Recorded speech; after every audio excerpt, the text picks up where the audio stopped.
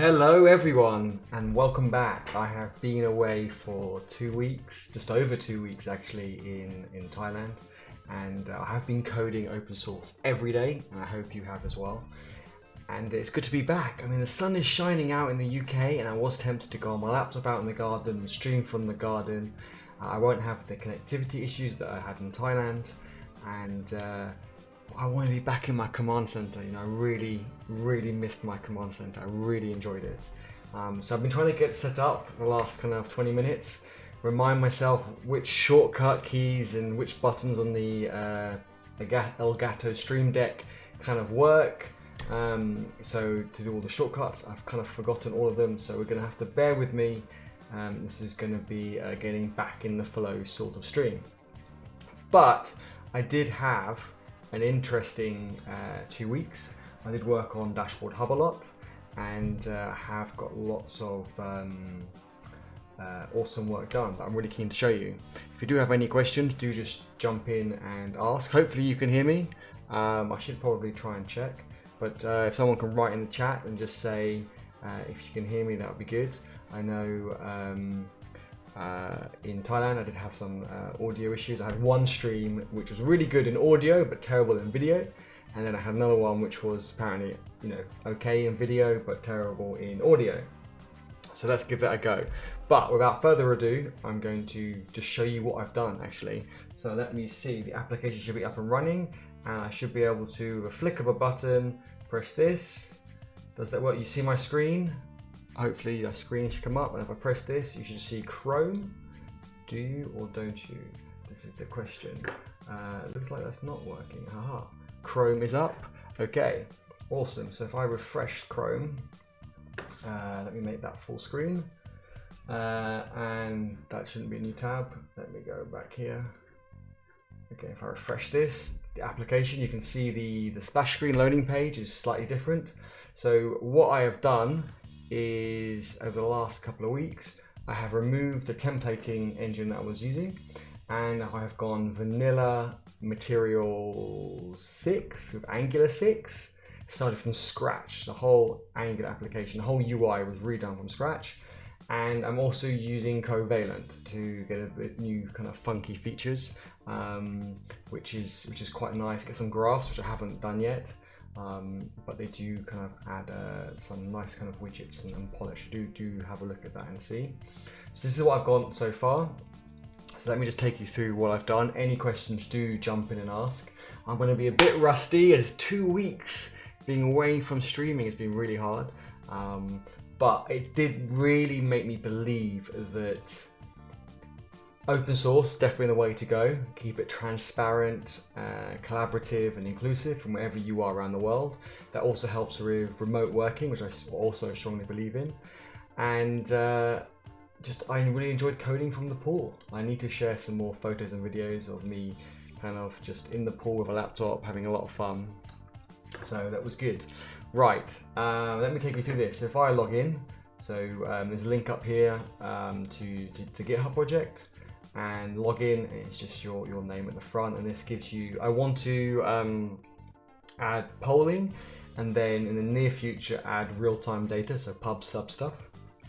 Because we're using serverless and Node backend with serverless, we can use the AWS, in addition to AWS Lambda, we can also use AWS IoT, which will give us the push capabilities to the browser. But for the moment, I've just got a refresh button, and if I go to the network tab, and you should just be able to see here at the right a new core appearing. So if I clear that, hit refresh, you can see new data coming in, but there's no new changes because this is just on my local environment. If someone could just message me, let me know that the resolution's okay and watchable, and let me know that the audio is working, just message me in the chat. I'd really appreciate that. So what else can we do publicly? So publicly, we have the public environment, which is the page we're on. So the functionality should be very similar to the previous design, the previous UI, but without using the template, using more vanilla Angular and Covalent. And so it should be roughly the same. And then projects, I've got public projects on here, but I haven't done this page yet, so we'll come back to that. Features is very similar to before. and also help is also again quite similar to before. I'm not using cards, I'm doing a list this time to make it a bit easier. But that's all static stuff. Let's log in and let's start looking what else we've got. I still got to put all the graphs in, so still got a bit of work to do. If I also bring up Safari, so that should hopefully, if I remember the right key combination, Safari should open. And if I go to, here we go, the milestone, you will see, let me bring this over here so I can look at the kind of camera at the same time, rather than looking at another screen. So you can see these are the issues that I've got left to do with this whole template move over. But the main ones are environment releases, manual deploy, environment delete, the monitors for the environment so you can monitor your environment, which is a quite interesting one as well to do. But the API is all done for that, so this is just purely the UI side. But I do have an issue with using auth0 and JWT. It works on the local environment, but when I deploy in prod mode, it doesn't work. So I need to probably pull out that library and write a custom interceptor for the HTTP requests. But any questions, do jump in and say hey. Hey, Pixel Logic Dev, thanks for joining and supporting. It's good to be back in the real world. To now I can stream and I can also follow people and watch their streams. When I was watching you last week when I was in Thailand, it was kind of quite choppy. I know it was the connection that I was on, and I did try to do it on 4G, and that was a lot better, but that was quite costly. So I thought I can't watch too many videos. So after a short while, I kind of just used the hotel Wi-Fi. But that was up and down depending on how many kids I guess are playing games or on YouTube and all the rest. So yeah, it's good. Any feedback also you have, give me a shout. I really like the way you stream. You're really passionate and but you're still level-headed. You don't get too excited like myself. I think I get too excited and kind of mumble my words and kind of chew my words. And when I watch the video back, I think, oh no, it doesn't quite make sense. But as you're here again and good to see you, I want to show off my my screens and setups. Let me see if I can remember my shortcut keys. So this is my setup back in the real world. I did say at the beginning of the stream, I don't know if you heard, that I was going to stream in the garden because here in the UK we actually have got some sun. It's actually like kind of double figures. And I thought I'd go use the new garden furniture that I bought last year and I'll stream from there. But I missed my command center too much. And I was watching a bit of Gary Vee on the big screen, you can probably see above. And this guy is awesome. I've only recently been introduced to him and it's just so motivational. So it's really good. Let me remember my shortcut keys, hopefully go back to my screen. Yes, I love this dude, such a wild setup. Well, thanks. I haven't actually got my lights on. My lighting is all wrong. Bear with me, hold on. This is why I'm so out of practice. I'm going to try and turn off the main lights above and put my lights in front on and lights behind me on to be a bit better. But I'm probably going to trip over the camera behind me and mess it all up. Let me put the camera on behind me again, so if I do trip, at least you can see it and get a laugh out of it, right? So, did I press the right button? I'm pressing this and it's not working. There we go, okay, 1 sec. Okay, I didn't trip, that's good. Right, it's got a bit dark, give me a sec. And I do have another remote here somewhere for some lights. Okay, those lights, and I have another remote somewhere for another light. Let me see. There we go. Okay, so now if I switch back to the screens, hopefully I'm lit up a bit better now. And hopefully that's a bit nicer and you get to see my cool glasses and my tan. So yeah, been sunbathing for two weeks, so hopefully you can kind of see my tan. Right, what else was I going to say? Hey, by the way, we'd love for you to test out Simple Alerts. If you're interested, looking for as many people as possible to test it out. Yes, can you remind me what that was? Because when I was watching your stream, I did, let me copy and paste that link and let's go to it. I did kind of miss a lot of it because of the bad internet connection. Cool glasses and tan, thanks, I appreciate it. Even if it is a lie, you know, you're lying for me, you know, that's okay, that's good. Let's have a look. So if I've got my IDE shared, let me just go to this. Okay, Simple Alerts beta, never miss out, another shout out. connect with Streamlabs. Okay. Okay, that's an image. I thought it might be an image because it was a bit pixelated. Okay, new subscriber.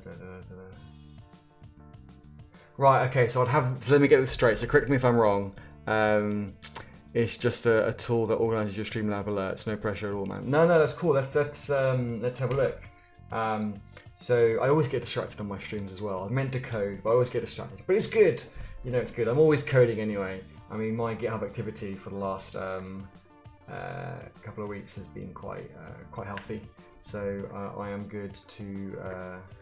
Let me see. I think I have quite a bit of green. As it loads, yeah, I got quite a bit of green, kind of. Okay, not as much as I thought, but not too bad. Right, back to this. So, okay, so I can have, I guess the idea of this, and this might sound really stupid, I haven't read all of it, I guess, is that I can have this on my other screens, and sometimes the events get missed when they pop up on the screen. I guess this will just list in order the events. And if I refresh the page, does it still keep the events there as well? So let's connect it. Let's have a look. Let's do it. You can all see this, right? Oh no, why does it look so small on that screen? It doesn't look right. Let me make it a bit smaller. There we go. Sorry, my res should be down enough. I'm well out of practice. Let's have a look.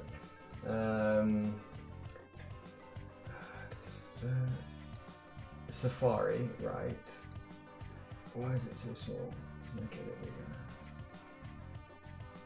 There we go. Right, hopefully you can see that a bit better now. Okay. Definitely out of practice for streaming. Okay. Authorize. Simple alerts like access to view donations and get access just like a connection with events. Approve.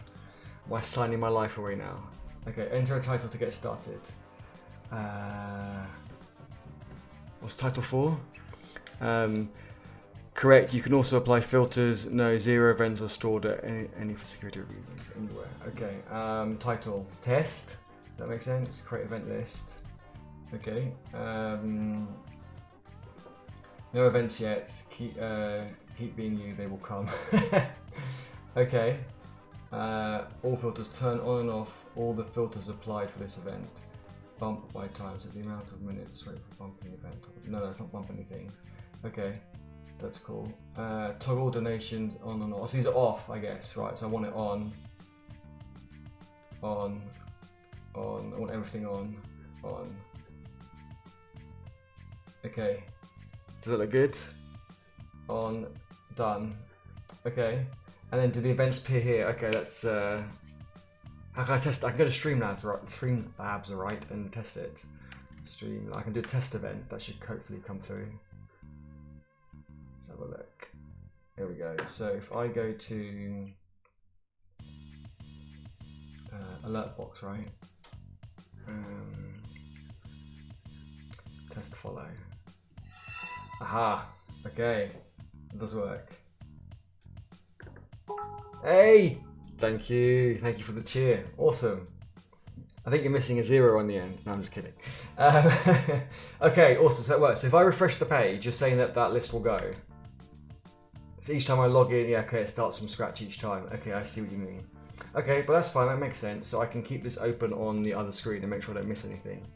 Cool. So where's your? Let me catch up on the chat. 50 just for a test, of course. So yeah, you're number 1 though, so that's pretty good. Yeah, this is cool. So what tech did you use to build it? I'm guessing it's on GitHub. Don't say it'll be on GitHub when it's ready. Please don't say that. You'll make me cry. Projects are never ready. Always on GitHub from day 1.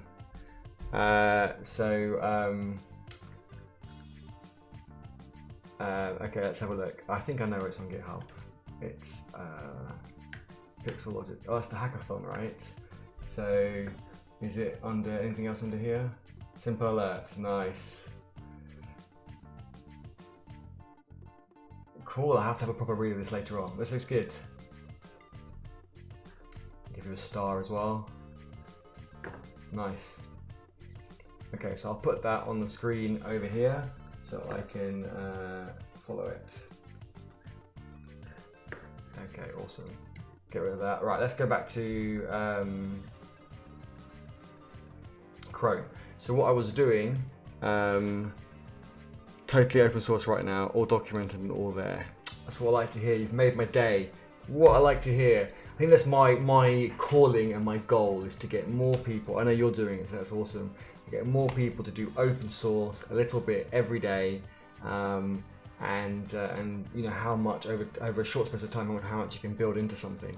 So I'm really keen to do that. I'm even thinking about maybe doing something like, I don't know, a bit again copying Gary V, something like, I don't know, open source daily or something. I don't know. There's lots of initiatives out there at the moment that have that. I have to log in. Oh, you don't want to see my. You can see. I think I log in with my wife on here anyway. It's fine. I don't know what the password is. Hey, thanks for another 50, and it has appeared. Nice. 50 because you're a cool dude. I appreciate. Definitely let me know if you're running into any issues. Well, I'll have a go. It's looking really good so far. So I think that's awesome. And is it, I should look at the code base and get a better understanding. Is the code purely UI, like purely Angular? There's no node in the back end. So when, what's listening, I guess, for the events? Do you have something running in the back end that's listening for the events and pushing it to the UI? Or is it, I'm going to switch to my IDE and unshare my screen while I log in. Yeah, just interested to know, yeah, how you've got the architecture working. Okay, using Node and Mongo. Cool.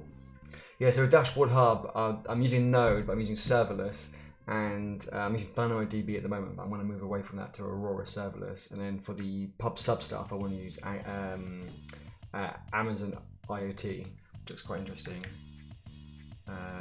Let me just try and log in as my wife. Two-factor authentication. This is good. Just bad timing. I should have logged in before. So apologies for this. Give me 2 seconds, and I can give you a proper demo of what I've been up to over the last 2 weeks. Just need to find it here. Here we go. Okay, so I'm logged in now. Let me reshare my browser.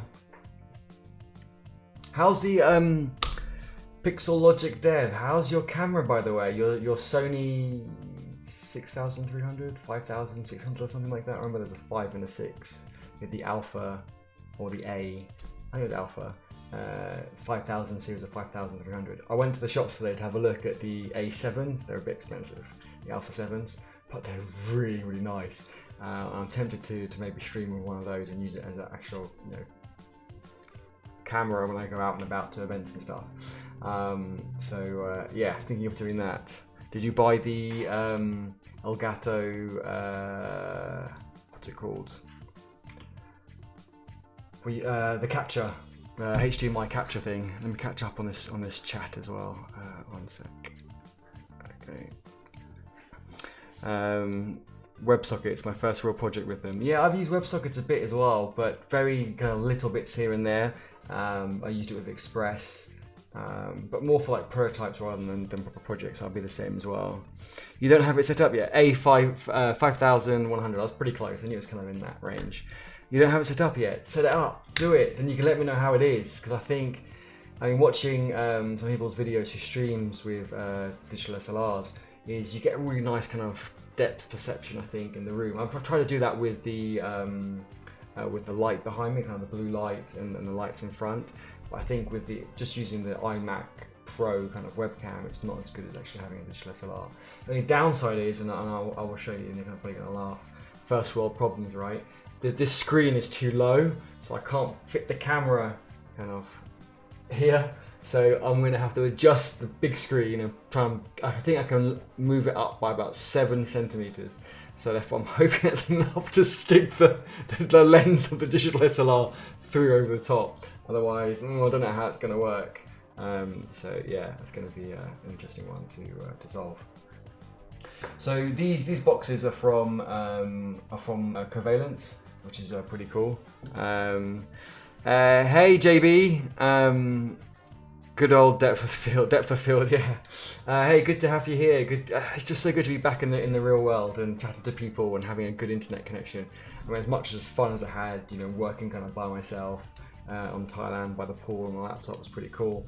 But yeah, just not being connected so much was quite hard. Yeah, it was quite good. I mean, the wife was happy. I did like kind of worked until lunch and then kind of, you know, had a few hours with the missus, took a break and then back to work. I'm such a big advocate of open source remote working, but also work-life balance. So I tried to do like, you know, 2-3 hours of work, go kind of chill, go for a swim with the wife, get some lunch, kind of come back to work, and just kind of, you know, mix it up. And if you're in the zone and work's going really well, the wife understands. She'll carry on reading her book by the pool, and I can carry on working. But sometimes if you're not feeling it, or the weather was always great. It's Thailand, right? But you know, say if you're not feeling it, and you know you're kind of banging your head against a brick wall with your work, it's just like, you know what? Let's just go jet skiing or whatever. Boogie boarding and just take the whole afternoon off. And I think that's really important. I think I really learned. I'm Hex. Thanks for the follow. I think it's really important. The last 2 weeks really showed me that you want to work at your most optimum.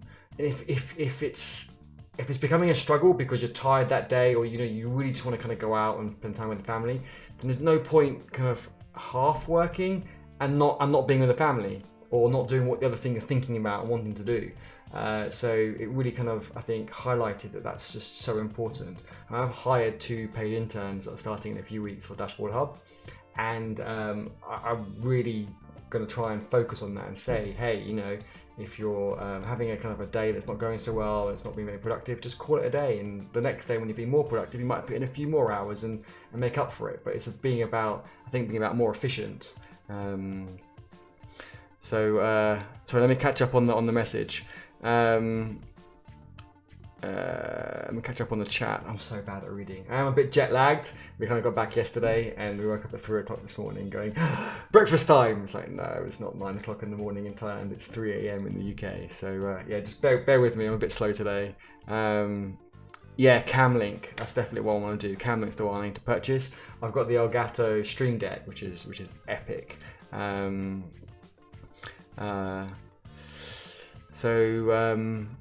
Cool. Okay. I can't understand the last message. That's the alternative for the HDMI input. I'll have to have a look at that and see. What's the less than $100? Okay, so it's kind of maybe half the price of the Elgato version. I guess when I'm going to spend quite a bit on a camera, I probably won't worry too much about spending an extra $150 on the actual adapter if it's good. And people rate it pretty high. Okay, so I don't get distracted. Let me get back to this. So I've logged in, and this is the new DashboardHub UI. It still needs a lot more work. You put graphs on it, but this is really just for getting rid of the template that I was using and going into Angular 6. So I rewrote the UI in kind of 2 weeks, or 2 weeks vacation. So now that I've logged in, it's got my name up there, my username, and if you click the top, it changes to a different nav. I'm not sure if I really like that or not. I'm just kind of, that was default, so I'm just kind of going with it for now, or default from their example. And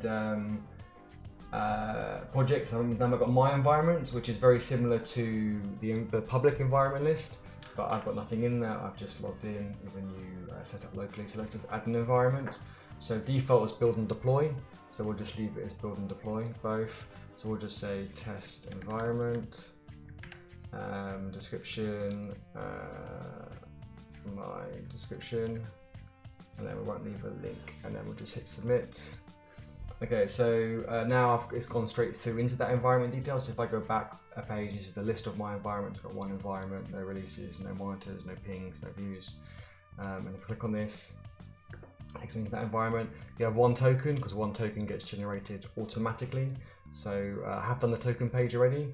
So it will say the continuous integration server, it creates a default token for you, but you can delete it, and it says it's not used. But you can add some more. So I can go kind of, test token. And these tokens are like passwords, so you don't want to share them. That's why I've kind of masked out the beginning of it. But if you do want to see it, this is just local, so I can show you. you can then see it and you can use it. But if it ever gets kind of compromised, you can just delete it and create a new one. Okay, so that's the environment. You can edit the environment. I've done that as well. Delete the environment I haven't done, so that is disabled. The monitors is what I want to do next, and I've got refresh the data. Again, if I clear the network activity, you hit refresh, you can just see it refreshing this page, but there's nothing on it. Yeah. I could watch this all day. Cool, well, I'm just getting started. So we're going to get into some code shortly. And hopefully be a bit more interesting. This is what I did in 2 weeks for the UI side. The API stayed the same. I didn't change that. So monitors is what I want to do as well, because that will involve the ping section. So monitors means for your environment. Say if it's your test environment, you can monitor every 30 minutes if it's under ping. So you can set up different pages, different monitors. They are quite basic, but it's quite simple. This is it live on the test environment. So this is actually the data from before. So locally on the first tab, this is just every time I boot up the application locally, some test data goes in and I can create some dummy data. But this is all kind of test and fake. So you can see the first one that I just created. It's listed in that order of activity. And the one below, again, this is just test data. It's got 800 releases. It doesn't really have 800 releases. It's just the mock data going in. And if I switch to the next tab along, you can see this is pipeline-test.dashboardhub.io, and this is the test environment. So this data is real, as in it's still test data, but it's real. So if I look at this first one, Dashboard Hub test, it says there's 4.4K of pings, and that's true. So this is pinging every 30 minutes. Last got updated 3 days ago, so that is actually real. So you can go into that and get the information. It only has a single monitor, and it's had 15 views, and it's got this many pings, and so on. If I go to the production side, one tab along more, this is what it used to look like for those who are new to this. So yeah, thanks for the compliment, everyone. I really appreciate it. I've got an event, first Dashboard Hub event is going to Startup Grind in London on the 13th of June, which I'm really keen to stream. Actually, as you're all here, and a lot of people here are into streaming, or watching as well as streaming themselves. I'm really interested to hear your thoughts. So if I go to an event for a day, and we're going to have a stand, and we'll have swag. I got some really cool, my little character at the bottom right of the screen. I actually got that printed into a sticker, so I got some of those. I'll dig them out later on. And so I was thinking of maybe streaming from our stand the entire day when we're exhibiting, but I don't know if that's a bit silly. What are your thoughts? I mean, I know people won't watch it all day, but they might, kind of pop in and watch 10 minutes and watch us talking to people and so on. Well, I don't know if that's just a kind of a waste of bandwidth and setup time. Let me know your thoughts. But this is the one that I'm replacing. So it's got graphs, it's a bit more polished, but I did spend a lot more time on that. And it was using a template, but I'm keen to kind of detach myself from the template. You would say, do it. Okay, thanks for your support. I really appreciate it. So yeah, 13th of June, if they allow me, I've sent them a message to say, are they happy for me to stream? But I thought, I've got my stand, I've got my kind of, Dashboard Hub big poster, if they allow us to have that much space. So they've been quite strict this year. I went last year as an attendee, and everyone had like 2 huge posters on either side of their tables. I think this year they're being a bit strict and so you can only put stuff on your table. So I have to kind of see. But I've got, a few people coming with me to help me exhibit. I think there's, 3 additional people. So you get to meet some of my team. They would have started by then as well. So it's another techie, or 2 techies actually, and a marketing person. So stream for the day. People can kind of come in. I don't know how we can monitor the chat so much. It depends on how busy the day is. I don't know, but it's all going to be really good practice for us because we've got Web Summit in November in Lisbon. So is anyone going to Web Summit conference in Lisbon? It's like a huge event. But it's a huge event. I'm really excited we got accepted into that as well. Okay, so let me. Oh, Alec, thanks for the share of my stream in Discord. I really appreciate it. Thank you. That's really cool.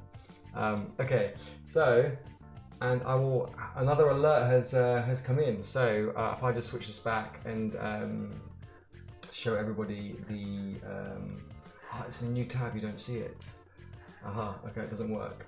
So simple alerts, I do have open on another kind of set of browser. This is where I need kind of a bit of, let me see if I can bring it back into this page. So the alert has come in. So the new follow I'm Hex came in 9 minutes ago. So that's I'm liking the dashboard. So with your project, Alec, so I can create another one. So this one's called test. I can create another one you're saying with different filters and so forth. So that's pretty cool. I'm liking it. I'll move it over to the other screen again so I can keep an eye on it as well and see what's going on. Make sure I don't miss anything. Right, back to code, I think. So, Jewel, hey, good to have you back. Been a couple of weeks, been away, so good to see you again. 1000% keep it up. If I was on your side of the world, I'd definitely be there. Hey, come on, you know, it's just Portugal's a short flight from the States. Yeah, come on, you've got November, plenty of time to plan your trip as well. It's a really good event. Okay, so back to code. Right, what am I doing? I've even forgotten what I was doing. If I bring up, let me go back to the list. So I have got an issue with auth0, and one of the things that someone came up with a solution was to write our own interceptor. So I could do that, kind of a bit boring. So I thought maybe if I go on to one of the more interesting ones, which maybe one of the monitors, if I just jump down here for the stream today, and I don't think I put any details in there, but we all know what we need to do because I do have it. Here.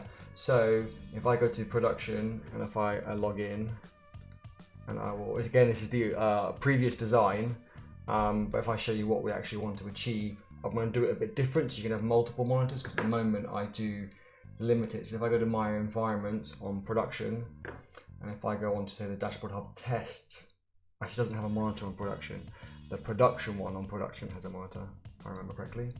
And if I go to monitors, let's see, yeah, so these are all the monitors I've had over the last, I think it stores it for 30 days. And then it's got TTL of 30 days. So I need to recreate this page, but I want to do a page in between. So when you go to monitors, I want it to show, I want it on the monitors page, but I want it to show a list of monitors. So I want people to be able to have multiple monitors. And then when you click on the monitor that you want, it goes to this page and shows you the details of it. So,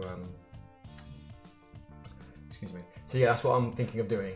So if I go back to this, and we are logged in, and if I go to my environment, we've created this environment.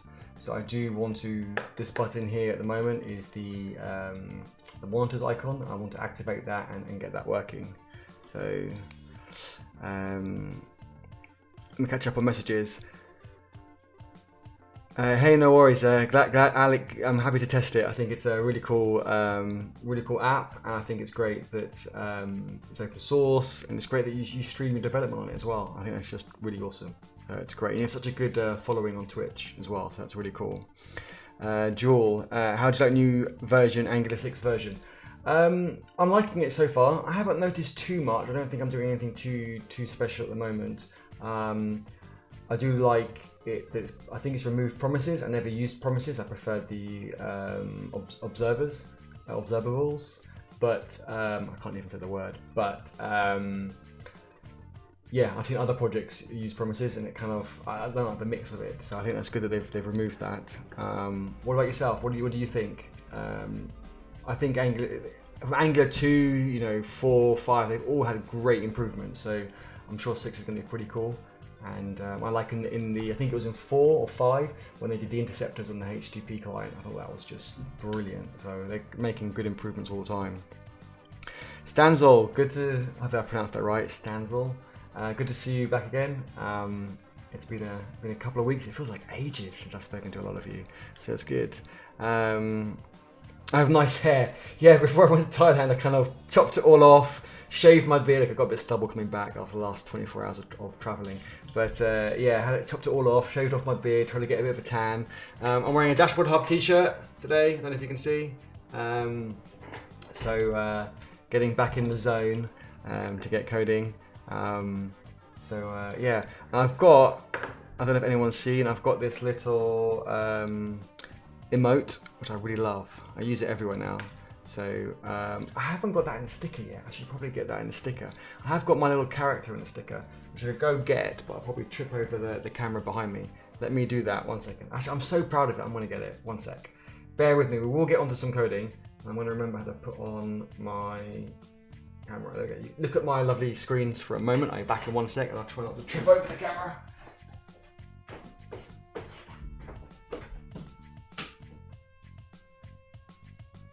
Okay, check out this guy. This is my little character. Can I hold it up here? Check out him. How cool is he? Does he look like me? Nah, he's much better looking. But what I wanted to show you was, hopefully you can see this, he is wearing a DashboardHub t-shirt. Can you see? So it's kind of like, he's got glasses on, DashboardHub t-shirt. Right, okay. I'll stop messing about now. I'll show it one more time, just in case this camera's a bit better. There we go. Yeah, so I got like 10 samples made. I've stuck them on everywhere, already. You can see from my laptop. The first thing I do is stuck him on here. Really happy with him. So looking forward to going to a hackathon and taking it with me, and hopefully people will compliment it and won't think I'm such a weirdo. But I have got my my Twitch stickers as well. Let me see, can you see that? And also Discord one. I do love my stickers for Twitch coders. There we go. Okay, right, back to coding. That looks nice, love it, thanks. EnvisionNet, what do you work as? Well, tonight I haven't really done much work yet, so I haven't done much work. But normally, yeah, web developer, so full stack developer is what I normally do when I don't get distracted by my geeky swag. Stanzo, you're so selfish, man. Hey, why? Why, do you want some stickers? If anyone wants any, I'm happy to post them to you. I will, I've got like 10 of each, but I will kind of order more for this event in 5 weeks. I'm looking to order more stickers, but I'm not sure which ones. I have got my DashboardHub stickers, which I haven't got any lying around, but I have them stuck to a laptop. So I've got thousands of these ones as well. So if you do want DashboardHub ones, more than happy to send them across to you. Okay, right, back to coding. So we want to get this link up here working, and then we want to do that page. So the page might already exist, but it's just a blank page, and we have to call the API, list all your monitors, which the API I've restricted it to being one monitor up until now, but I want to remove that. I want people to have, you know, more than one. And then when you click on that monitor, it shows you the results. So let's get back to code. So if I remove Chrome and we go to the IDE, which I can't see. Why can't I see my IDE? Okay, too many screens, that's the problem. Okay, let's get started. So if I close this, back to the web, and this is all on GitHub. So if anyone does want to, you know, follow the project, it is on GitHub. And actually, I can even do !GitHub. I think that'll probably show me, well, the first project and my kind of favorites on GitHub. Yeah, that didn't work very well. I spelled GitHub right. First world problems, too many screens. Yeah, exactly, it's true. I shouldn't complain. Yeah, so !GitHub should have brought up my account, but it didn't. Let me, this is the stuff I'm working on at the moment. This is the milestone. So here we go. So that's the project anyone wants to follow the code more closely. And the default branch is the branch that I'm putting this work into as well. Inbred Freak, what a name. Just signed up on DBH.io and got oops page, DashboardHub.io after authorizing my GitHub account. Yes, if you give it a second, it should kind of work, or if you refresh the page. Thanks for testing that out. That was an issue. I think that was partly to do with the template I was using. Another reason why I'm removing the template and moving to more vanilla stuff. Yeah, apologies for that. If you give it a refresh or click on one of the links, it will work. It has logged you in. It's just I think the callback gets stuck sometimes and you get stuck on that page. So it should have logged you in, but give that a try. I only see it occasionally, so it's really hard to debug because I couldn't replicate it myself. But when someone sent me screenshots and kind of the traffic on the network tab in the browser, it just looked like it kind of got stuck on the callback page, but it did look like it worked. Nope, still broke. Okay. Okay, that's interesting. Try logging in again, maybe?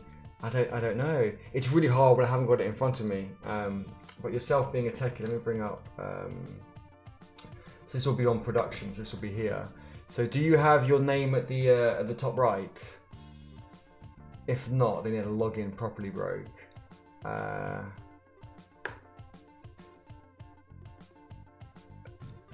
Try closing and opening it again. Yeah, turn it off and again, I guess.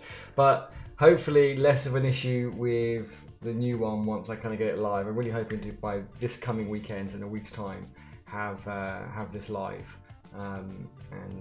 It won't be as fancy as the current one. I'll have to work on that in the next few weeks. But that's the idea. And get some feedback. Everyone knows I'm really passionate about open source and getting everybody to contribute to open source. If you notice any bugs, any issues, any suggestions, just log it on the GitHub project. It will help me with my project, but also help your open source GitHub activity. And you'll get that green badge. Raising an issue gets you that green badge on your on that activity kind of checkered board thing on GitHub. So it's not just about committing code; it's about a contribution. And raising an issue, be it an idea or a defect, is a contribution. Just put something in the body to explain as much information you can provide of that would be awesome. Like what browser, if it's a bug, what browser, kind of the steps you took. But yeah, raise an issue. Don't be shy. I welcome all issues. Worst case, if you raise an idea, for example, and I don't like it, I just say thank you very much and close it. You got the activity. I'm happy to get the activity on the project. It's something that might be a genius idea and I do want to use it, or maybe not now, maybe in the future. So by all means, anything you have, just log it on the project. Okay, so if I go to, remind myself, if I go to that page, which is, it's on the environment page. Okay, so under environments, I think it's on view. It's in the private view, not public. Let's have a look. Okay, logged in another browser session and it recognized my last login as was offered to log in with my GitHub. Logged in but got oops page again, but I am logged in now. Okay, that's not great. Apologies for that, but good to get that feedback, so thank you very much, I really appreciate it. And like I said, it's really hard to fix because I can't simulate it, and with me removing the template and redoing the UI with Angular 6 as well, hopefully be hopefully it won't be an issue, which I'll get deployed very, very soon. Okay, so here's the view page. I'm trying to remind myself where I got the navigation. Here's the navigation. Hopefully everyone can see this. Got the refresh. The time lapse is the monitoring link, because at the moment I've got it disabled. So let's remove the disabled. Let's change it to a link as well. And we're going to put it into the router. It's going to be a router link. And it's going to go to, I'll probably have to just check this. I can't even spell. Environment. And it's going to need to be the ID. I suppose it's very similar to the one above. And then it's going to go to, I think it's monitors. But we'll just check that. Let me go in the routing and have a look. Where's my routing? App routes. There we go. ID monitors. I will need a resolve on there. So I'll leave this open because we will get back to that. And so now if I go back, let's put a tooltip on there as well. Actually, I quite fancy a tooltip. Mat tooltip equals monitors. If I save that, while it's saving that and refreshing. The Black Knight 456, howdy. Hey, good to have you with us. what's everyone's background, especially for the newcomers? It'd be really good if people can share in the chat their background. Are they techie? Are they a seasoned developer? Are they getting into tech? And if you have any questions, any thoughts, do just shout out in the chat. I'll welcome it all. Ekaz, hopefully I've pronounced that right. What's my favorite coding language? Oh, good question. As of now, I think if you asked me 8 years ago, I would have said PHP. Don't judge me and don't laugh. If you asked me maybe 3 years ago, it was a Java in Spring Boot. Whereas now, I've always actually really quite hated JavaScript, but I'm getting more and more into that ecosystem.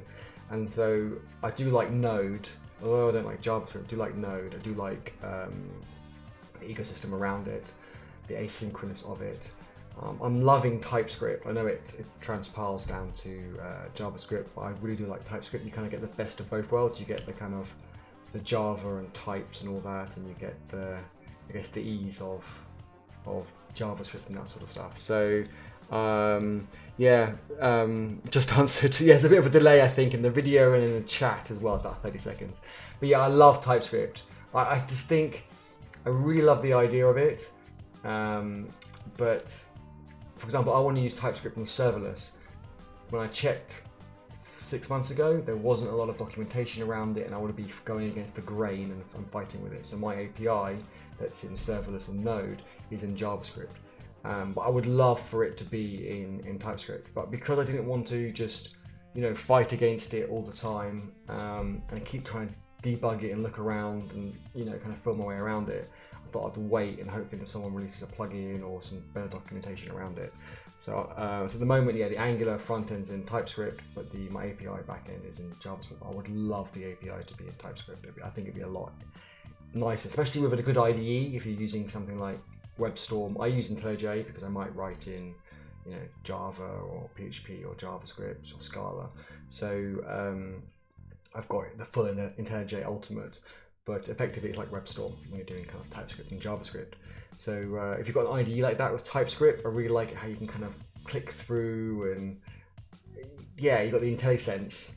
So you can just, if you see, I don't know, I've got an object here, let me see, yeah, so you can just kind of click through and you can just, okay, it's a bit of a boring class, but you can kind of see it and all that sort of stuff. I really, really like that. Oh, Sucksy is auto-hosting me. If you are there, thank you, I really appreciate it.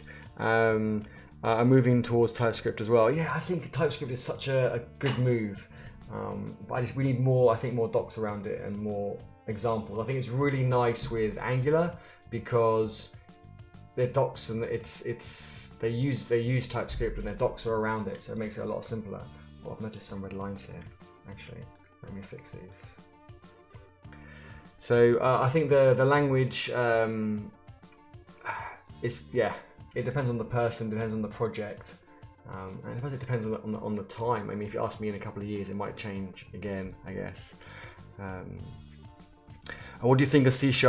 Is it popular among the uni internships or jobs? I think it depends, probably on the country. I thought Python was, I'm not a huge fan of Python. Just because I haven't really used it, but I think it's weird not having brackets and semicolons. I guess semicolons I can make my peace with, but the brackets is kind of weird. But from what I understand, Python and Java is quite popular at uni, or Java when I was at uni like 20 years ago. Python probably more so now. C#, I've never done C#.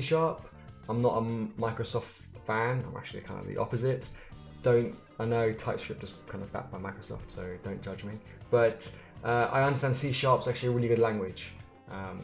Especially now with them open sourcing it, I think, and open sourcing .NET.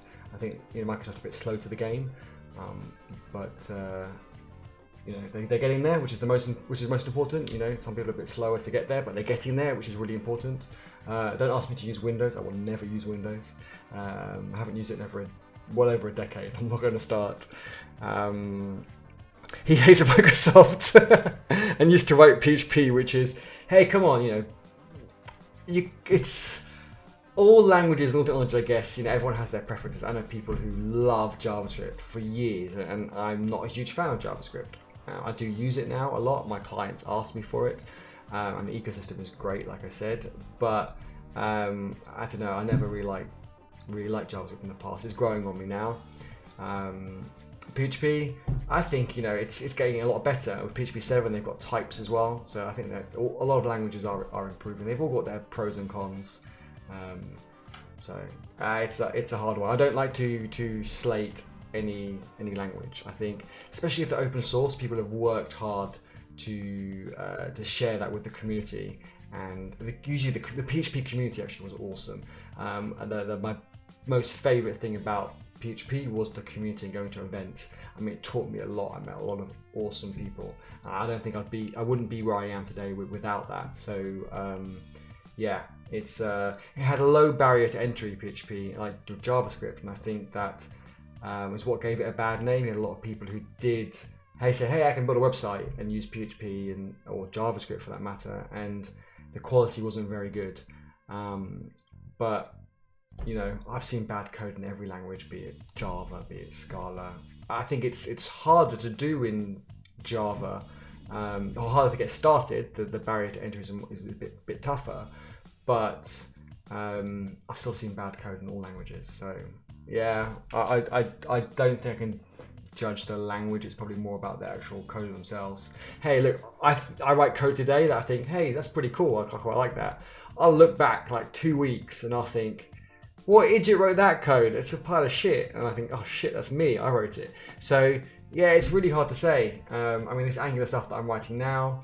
What I like about the Angular 6 Quick Start, I think it was Quick Start, or the Covalent Quick Start, I can't remember. They've got the linter a lot stricter, which is great. So that's pretty cool. But I know I look back at my code that I write now and I think, who wrote that? Like really in a few weeks. Like when my interns start in a few weeks, I'm going to be going through the code and showing it to them, which I'm hoping to stream, by the way. And again, I'd be interested to hear everyone's thoughts. I'm going to be kind of, you know, pairing with them for maybe an hour a day or something, getting up to speed on the project. Would people be interested in I guess, seeing the journey of Dashboard Hub, not just technically, but also on the, I guess, the marketing side? I can even stream our stand-ups. They're fully remote, so we're going to be doing it online anyway, and I could just kind of share the audio and the video, and as long as they're okay with that, I'll check with them. But I know when I'm doing that in 3 weeks when they start, I'm looking at the code and I'm going to think, who wrote that? It's me, and I'm going to be embarrassed by it and I'm going to want to fix it. So things change all the time. Let me catch up on the chat. Inbred Freak, what a name, that makes me laugh every time. I'm going to say, can I say IBF for short? Therefore, I don't have to say the whole thing. It depends on regions within the country. It's true. Moved 200 miles about 3 years back where I used to do more PHP, but here it's all ASP. I die a little every time I admit that. Yeah, it does depend a lot on location. I understand in the UK, up north, it's very ASP and .NET, from what I understand from friends who live up there. I don't know for sure. So, Izza, hey, thanks for joining. I love Python. Code is easy to read. Yeah, I understand. I heard Python's really good. I see a lot of people using them at events, hackathons, and doing a lot of cool stuff with it. I do like the idea it's quite versatile. I think they all have their pros and cons, really. So I think people like a language because maybe they understand it quite well, and they think they can develop quite fast with it, and they understand it, and it's easy for them to read. So I was actually looking at a friend's code recently, which was in Python, and maybe the first kind of 30 minutes was kind of adjust to it. But then once you kind of get into the flow, it's like, okay, that makes sense, and you kind of see the pattern. So I think if I sat down and did Python for a couple of weeks, I think I'd really like it. So I just think it's weird without the brackets, that's all I'm saying. But I'll probably get used to it. Off by one. Off by one. Some of these names are brilliant. Mine's just my name, mine's just Eddie Jow. Like, how boring is that? PHP, he was young and needed the money. Yeah, I was young. I'm feeling quite old now at the moment. Maybe .NET did not exist back then when it was a long time ago. Yeah, I think it was ASP back in the day. But yeah, I avoided like Microsoft stuff. I still do.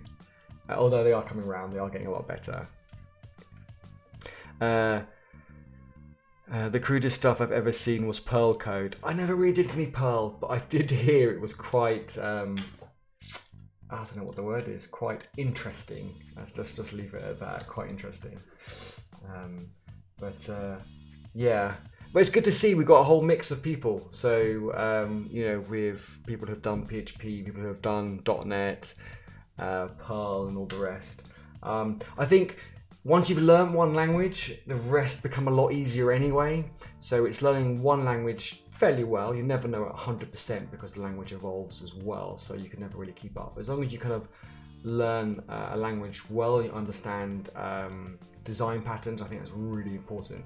The amount of people in especially some of the easier languages that have a low barrier to entry don't understand design patterns, and that's just really weird for me, because I think that's really vital. It doesn't matter what the language is, be it Java, PHP, TypeScript, you can still do the design patterns that are really useful. I mean, one example, I did a stream a few weeks ago, maybe 4 weeks ago, which was about design patterns, and it was about the one that I focused on, which is one of my favorites because I use it quite a lot, is the adapter pattern. And you get people who, for example, say, hey, I want to write to a file. Sometimes I want to give the user option to write to, sorry, not write to a file, write to JSON. Output in JSON, output in XML, output in CSV. And they'll just get a class and have the method say, you know, write to CSV, which is fine, and then you have another method which is write to XML or output to XML, and you get these 3 or 4 methods, and then the common parts get pulled out into private methods, and then you'll have kind of not common parts, but parts you want to pull out of the main method, but only used in that method in this class. So it gets really big. Whereas if you use the adapter pattern and you had you injected in the adapter that did the conversion, and anything that was generic wasn't in that adapter, and you had an interface that forced the right structure and all that sort of stuff, then I think that's so much better. But a lot for the easier language, people don't understand an interface, or, you know, like, I'm not a big fan of inheritance. I think people abuse that, but like composition or dependency injection, all that sort of stuff. So yeah, it depends on. I think it's good for people to have a good understanding of functional languages, OO languages, and design patterns. And then once you've kind of got a good understanding of a language, you can apply it to anything. It's just syntactically slightly different. You should try Cobalt. Damn ugly. I've never seen Cobalt. I don't think I want to. Writing PHP and having suicidal thoughts is pretty normal in my opinion. Jewel, I guess you really don't like PHP. I think most older languages are ugly compared to the higher level languages now. Yes, I think more modern languages, you get abstracted further and further away, and it makes it a lot easier. So I think the newer languages and the languages that are updating faster, like kind of, you know, even for JavaScript, ES5 was awful, but ES6 is looking better. ES7 is looking even better. Although hopefully with TypeScript, you know, becoming more and more popular, hopefully we can use that more. I think that's massively beneficial. Right, I've been talking way too much, doing no coding as always. If Venzra was here, he was saying, hey, this is the Eddie show, this is not a coding stream. It is a coding stream. We are going to do at least one tiny part of the feature. So I made that change. Let me bring Chrome up. The page is reloaded. And if I hover it, I get monitors, so I get the tooltip. And if I click it, I get the monitor list page, which has got nothing on it. We need to add something to it. So we've got the page. So this is the view page. Let's open the monitors page. Oh, I have got lists and have got view. Okay, I've built a few things. I have low fidelity, but I've got them there. So let's open this. So what we need to do is monitor list. Let's get the data, I think, first. I can't even remember what the API call is, but I can probably guess. But let's just have a quick look. I do have documentation on my API calls. If I just bring this over here. So if I scroll down, environment, hopefully you can all can see this. Jewel, Eddie, what does Apple fan think of Google ecosystem? Is it obvious that I'm an Apple fan? I used to be a Google fan, Android and that sort of ecosystem, but I think I had to customize it a lot. I had to set it up a lot, and I had the ability to customize it a lot, and that was great. But I found I spent a lot of time setting things up, getting things to sync, and all those sorts of things. So I really like Apple in that it just kind of works. Okay, you can't customize it as much as you can with the Google ecosystem, but I don't think I have so much time to customize things anymore. So I do just want things to kind of work. I know Apple's not innovating as much as it used to. I don't know why. I don't read too much about it really. The MacBook Pro that I bought a year ago when it first came out, a year ago, 2 years ago, with a touch bar, was the worst Apple product I've ever bought. And it was the most expensive. I think the laptop for just under 4K. I think it was a lot of money, and it was horrendous. It didn't really work. I actually mean it didn't work. But then the iMac Pro that I bought a few months ago is the best Apple product I've ever bought. So hopefully, I guess it kind of swings and roundabouts. But I do like how the ecosystem, works. How I can start a conversation on iMessage or browsing something on Safari on my phone or my tablet, my iPad. I can pick it up and continue that. What tab I was looking at, or my bookmarks, my contacts. Just I love the whole ecosystem with Apple Keychain, all that sort of stuff. I think Google's pretty good, but yeah, I think you've got to buy into one or the other. Having a mix doesn't really quite work. Just my opinion, really. I find it fun being cheeky with you. Hey, look, I'm just too straightforward and honest. Don't trick me. Right, okay. Although I think, Jewel, I think it was you who mentioned about the template and the licensing, so I really do appreciate that, by the way. I want to give you a shout out. I think it was yourself. You said check the licensing because I am open sourcing my project and the license of the template might not allow me to do that. And I think you were right, but I was thinking of leaving that, not using that template anyway, so I think that gave me the nudge to move it, and actually happened at it's never a good time to make such big changes, but I'd rather it happen before I went on holiday because that gave me 2 weeks to redo the UI, although I'm not quite finished, but kind of 80% of the way there. So I really do, if that was you, I think it really was, I really do appreciate that. IBF, see, not inbred freak, IBF. Don't get me started on the magic mouse that you can't use while it's charging. Yeah, see, I know, don't get me started on that either, yeah. That's what I don't know. I think, yeah, that really ticked me off as well. Yeah, that kind of sucked. Right, okay. Let me find this. Deployed versions. I've still got to do deployed, done tokens, releases. I've still got to do releases as well. I'm actually not going to do deploys on the UI. Because releases is kind of an aggregated version of deploys. So deploys is deploying, starting deploy, finishing deploy, starting build, finishing build, starting deploy, finishing deploy, whereas releases is the aggregation of that, where it just lists version 1.1 is at this state and it just gives you the latest state of that. So I'm thinking of just doing that on the UI. Here we go, monitors, create, delete, list. This is what we need. So it is just environment ID monitors. So that is fine, so we can do that. Right, I'll try and remind myself, get back in the zone. If you're talking about the Fuse widget, yes, it was me. Yeah, so I thought it was. When you said that, I was thinking, no, bad timing, got an event in okay, at the time it was I think 6 weeks till the event.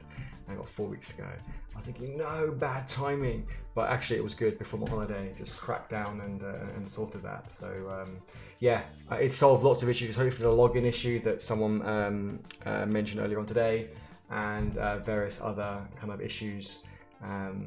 And it was quite big and bloated. I think in dev mode, when it's not minified and all the rest, I think it was putting down about 21 meg file, and I think that's quite. I mean, the design is really nice. Don't get me wrong, probably much better than I can do.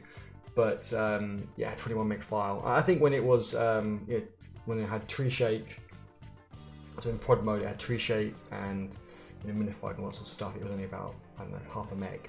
But yeah, that was. There were various reasons, but that was the kind of the, I think the important thing for me to sort out. So yeah, so I have sorted it out. It's not deployed yet, but it's getting there. I probably should even delete the history off the repo as well when I get time. Right, what are we doing? So we are going to make a call to the API. Let me remind myself, how do we do this? Right, service. Is there a monitor service is the question. There probably is not. No. So let me create a service. We will call it monitor.service.ts, I think.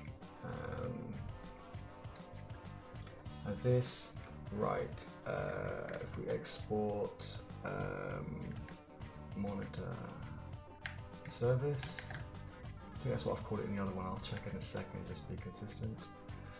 Let me just check. If I called it environment service, I have called it environment service. Okay, cool. Environment service. But what went wrong with that? Class. Yeah, that would make sense. It needs to be an injectable. Injector, I think it is, isn't it? I can't remember. Injectable. I'll just copy it. It's easier. Okay. What else? So we will, in the constructor, we will want the HTTP client. Private HTTP. What is it? Is it HTTP? I forget. Oops. Can't even get my keyboard shortcuts right. It's not a good start. Okay. Alright, Eddie, I'm out for the day. Have a great rest of your stream, and we'll catch up another time. Alec, thank you very much for joining. I really appreciate it. Enjoy the rest of your day. I'll catch you soon. I'll catch you on Discord probably as well. Cool. Okay, right. So let's get 6:45 in the UK. Okay, so it's going to be my dinner time soon. So let's get at least a resolve going. So when we load to that page, we can get it calling, making the API call. So okay, let's have a look. So we need probably find all. What do we want to find all? Find all. Yeah, I guess just find all, and we will need an environment ID, which will be a string, and we will return an observable, which will have a type of, it will be a list, and it will have a type of monitor. Have I got a monitor model? Let me check. Oh, monitor. I think I have. Okay. I have, okay, I've got that model already. Looks okay. Cool. What next? This HTTP get. We want to get it. We want to get it. What do you call it? Not mapped. What's the right word? Typecast to the list model. Of monitors. Oops, too many keys. What monitor? I think something like that, right? Evie Brink, hey, good to have you. How's the last couple of weeks been? I've been away in Thailand, and it's been really hard to follow everyone's streams, so I need to kind of play catch up. How's your streaming been going, and how's the learning coding going? I hope you're still enjoying it. I hope you're still streaming it. But now I'm back in the real world. I'll look forward to kind of watching and catching up. Tuned in a bit late. Yeah, no problem at all. I guess you were kind of studying today or working. It's bank holiday in the UK. It gives me a day to recover from my jet lag from Thailand when I got back yesterday. So yeah, I'm doing a bit of coding. You didn't miss too much. I was chatting and kind of the usual Eddie show, as people like to call it. So yeah, getting into coding now. Joel, what's your opinion on PWAs? Is this one of those questions where you're trying to distract me from coding? I need to get this done today before dinner. Otherwise, you know, Venza will be unhappy that I've been doing Eddie show and I can't be late for dinner. I've been in trouble with the wife. PWAs. I'll tell you what, while I write a bit of code and you give me your opinion, and then we'll chat about it afterwards. That way I can get a bit of coding done. Let's have a look. Right, what am I doing? I even forget. Let me get the environment service and remind myself. Just a URL, that's it. Oh, and I just an error there as well. And what's wrong with item? I haven't got a type. Okay, I'll come back and fix that another time. Okay. Okay, that's it. So, the URL we're going to is, so what I've done actually, which is different to the previous code, was rather than getting the environment, so down here you've got the environments, and this is not the environments of DashboardHub, this is the environments of Angular where you have prod and test. And what I was doing, I was loading that in all the services, and I was getting the URL, for example, of the API, and I was just pre-pending it to this URL. But what I've done now is I'm actually doing this, and I've got an interceptor down here that looks for this, and if it has got that, and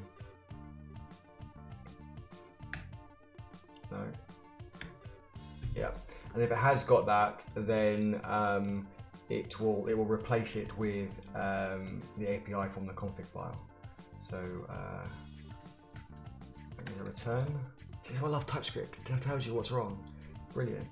Okay, so the API, the URL was going to be environment. Actually, these need to be backticks because I'm actually going to put. Is it environment or environments? I can't remember. Environments with an S. Okay, here we go. This one. I'm missing a few things on here as well. Good that I've got the linter. So yeah, environment ID, and there's going to be monitors. So environment ID, and then it's going to be monitors. Is it monitors? Let me check the docs. Monitors with an S. Okay, why is this complaining? Oh, I'm missing one of these. Aha, okay. Sorted. Let me catch up on the chat. Of course it is, all my questions are. At least you're honest. That's probably the future for lightweight apps, as you do not need to install them, just use this because installing, updating apps is just boring. DTFMFFFF, thank you very much for the follow, I do appreciate it. Evie Brink, I'm away in Sweden at the moment, so I'm kind of voluntary hiatus. My parents' Wi-Fi is really slow, unfortunately. We'll get back to streaming at the end of the week. Okay, cool. So, well, enjoy your time away. Don't forget to do lots of open source coding. Yeah, even if you can't stream it, don't forget to do a little bit every day. I think that's really important. At the beginning of the stream, which probably a lot of people missed, I'll just repeat it now, because it's a real big passion of mine, is open source coding. I've said it 100 times, but yeah, open source. Remote work, I absolutely love. I think both of those encourage, transparency, and then when everything's transparent, you've got better communication. When you've got better communication, people can. I think it's more inclusive. So I think that's really something I'm really passionate about. Both all of those. And last 2 weeks actually, when I was working in Thailand, I didn't have a great internet connection, so that made it a bit more difficult. But I think having that work-life balance, being able to do some work and then go chill with the family, and then come do some more work, and if work's going well, work a bit more. If work's not going well and it's time to kind of take a break and kind of switch off.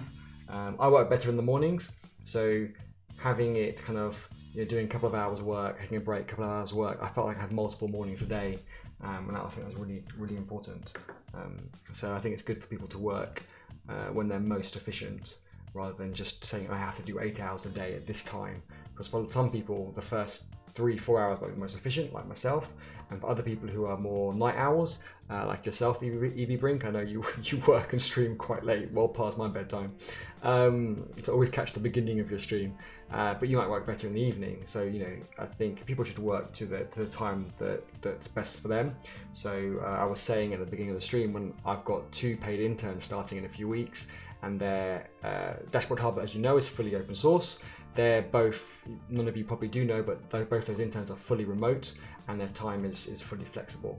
I think it's important for them to work when their time is efficient. And we just have our daily stand-up every day, just so we know where everyone's at, what everyone's working on, so we can keep that kind of efficiency going. I am thinking of streaming our stand-ups and our pairing sessions, and even one of our events that we've got on the 13th of June in London, a startup grind. I've requested to the event if I can stream the entire day. I appreciate people won't watch the entire day, but you might kind of pop in and say hey and stuff.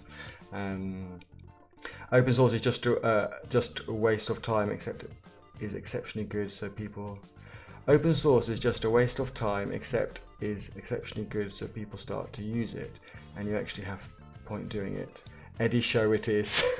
Don't agree with Venzra. He's a bad influence on that comment. You know, I should try and like, you know, you can block. I think you can block swear words with the bot. You know, blocks URLs and I want to block the word Eddie show joint, as in like no space or with a space. I should block that. You think open source is a waste of time? I think it's really good because, okay, this is getting into Eddie's show again. I'm going to say one last thing and then I'm going to get back to coding. So I think it's really good because, I mean, it's like a CV. I mean, I don't know if people watch Gary Vee. He talks about, you know, social media and content, all this sort of stuff, about being on Twitter, being on Facebook, and keep sharing that content. And I understand where he's coming from. But for us techies, I see the same idea, the same principle on open source. Like when I've had Facebook approach me, I've had Google approach me, and that's all been not from my LinkedIn, because my LinkedIn has a minimal amount of information on it.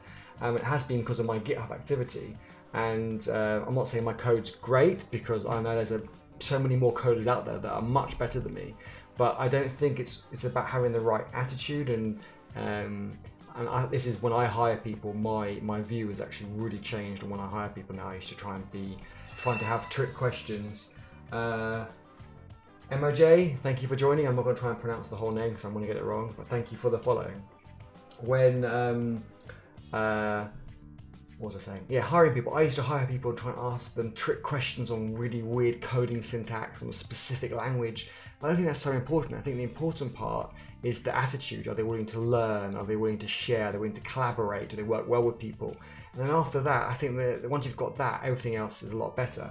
So I think, you know, companies are slowly kind of coming around to that. And there are some companies that are further ahead, and some companies that are still, you know, working on waterfall and all sorts of archaic stuff, and they're you know, lagging behind, and that's fine. I will never work for one of those companies, but so I don't know. I think open source, yes, I do put out a lot of open source out there, and a lot of people, most people probably won't even use it, but when people can look at it and kind of, you know, see that I think I'm quite collaborative and so on, then I think that helps.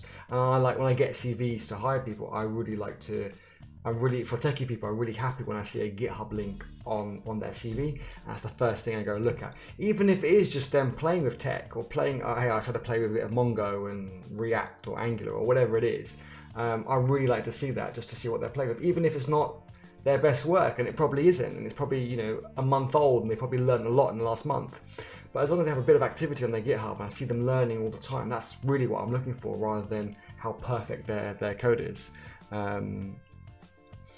Determinist, I can't pronounce it. You kind of got a one and first, and it's kind of confusing, but do good, be good. Yeah, exactly, I like it. Don't cry baby on open source.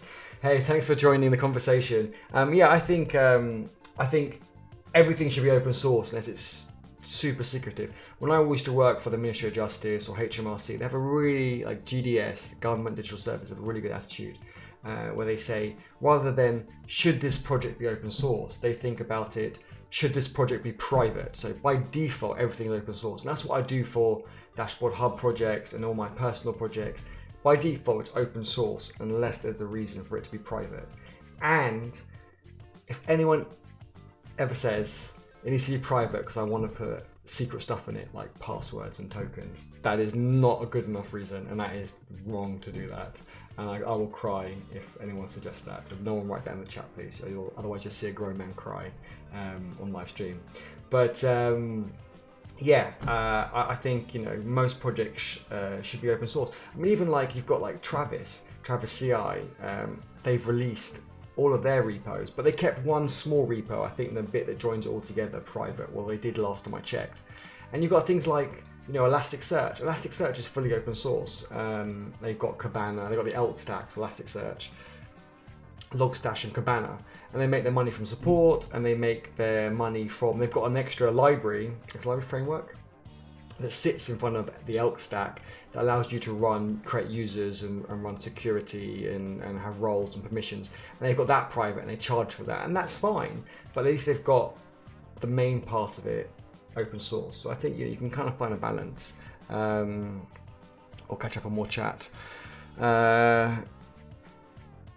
Syntax interviews are the worst interviews. Yeah, I agree. Jewel, I agree. They are. They just doesn't make any sense. I think someone needs to know understand how something works and know where to look for it. They don't need to know the specific syntax, especially with the IDE, right?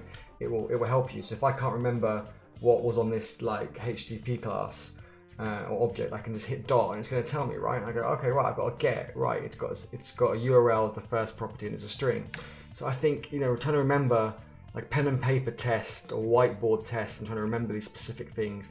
Is it kind of, haystack needle near the haystack? It's just a waste of time. That cat caught me off guard. Sorry, not going to interrupt you. Go on. No worries. Hey, when I hear that noise and that cat, it kind of, makes me chuckle. So it's good. Why I don't see Twitch tags talk shows below? Why I don't see Twitch tag talk shows below? I don't get it. Is it my jet lag? I'm a bit tired. Write it dead simple. Speaking of open source, how would you feel if I took a DashboardHub project with my backend and just provide a service $1 cheaper than yours? Go ahead, do it. Absolutely do it. I'll support you. I think that's brilliant. Because it's hard to explain. Like there's an open source version. Okay, it's not from like Slack, it's not from Twitter, but someone has created the open source version for people who want to host their own data and all the rest. But they're never going to overtake Twitter, even if it came from Twitter or if it came from Slack. They're never going to overtake them. Look at GitLab. GitLab is doing some great work and it's fully open source. They're making money. They've got a team of people. Is it overtaking GitHub? If it was, I know it's not from GitHub, but if it was, are they overtaking GitHub?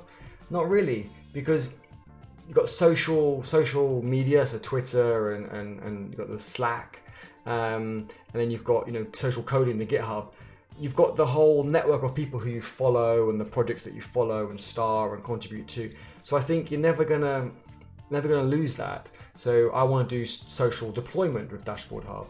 So if you took that and worked on it and improved it and did a spin-off business, that's fine. But I don't think that would happen. I think people have their own projects that they want to do. I think it's unlikely that someone's going to try and.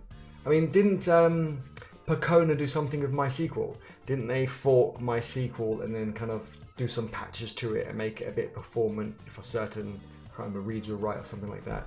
So, but it didn't kill MySQL. It's still there, and they're both doing well from it. So I don't think it will happen. You're doing a talk show. Hey, you're encouraging me to do the talk show. Right, I'm not looking at the chat. Let me get this started. So, all right, we've got the service, and the talk show is one way. We're doing we're having a what's the word? We're having a chat, all of us. Okay, so I've got the service. Right, the service is working. So what I need to do is I need to do a resolve. So under monitors, I want to create a resolve. So it will say monitor. Have I got it singular or plural in other places? Monitor. I think I got it single. So it should be monitors though. Monitors resolve.ts. That's singular because that's for the views. So that's okay. That's fine. Let me check my other ones.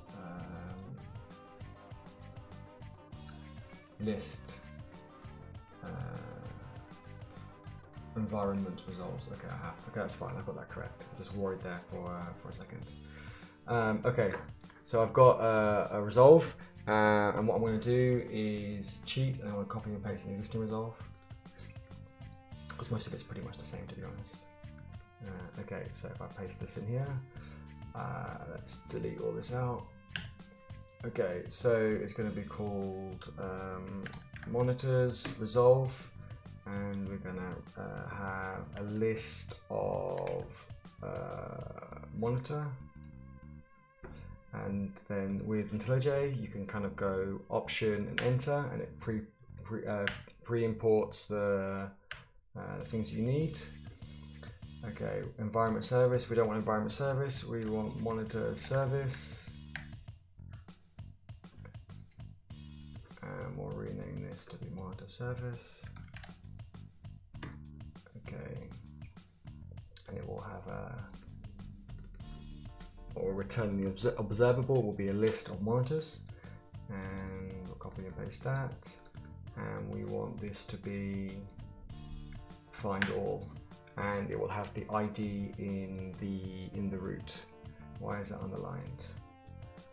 Object accessing via string literals is disallowed. That's new. That wasn't happening on my laptop on my holiday. Okay, I'm gonna come back to that. So what we'll do now is we'll go to the root, and we will add on the monitors root, we would add not releases. What am I doing? Wrong one.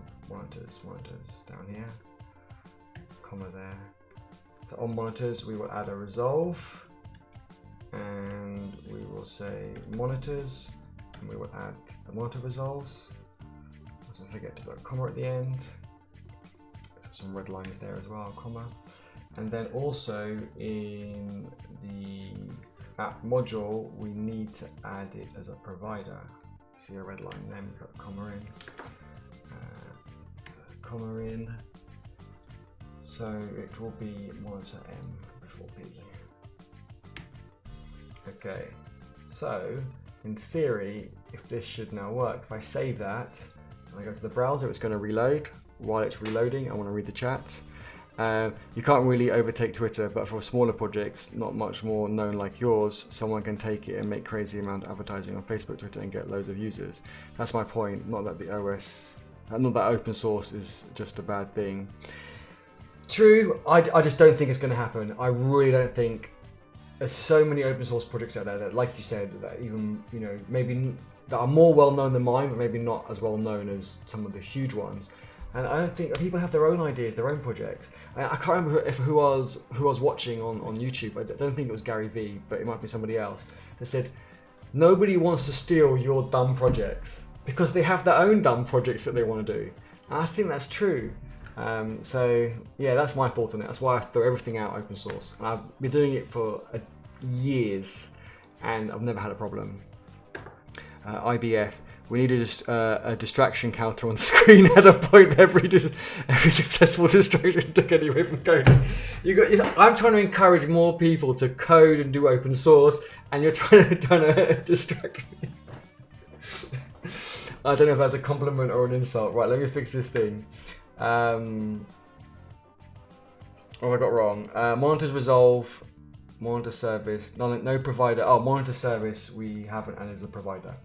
No one spotted that. Do you know why? Because you were all too busy distracting me. So if I copy this and add this as a provider as well. Right, and if I save that, this should now work. And points to the one who distracts him the most. Have a scoreboard. So that worked. I have been taken back to the default landing page. Right, so if I go back to my environments, I've got the test environment. I click on the test that environment, comes back to here. And if I click on monitors, we get another error. This monitor service find all is not a function. That is not a good idea. What have I done wrong? Find all. Why is it not a function? What have I done? In the resolve.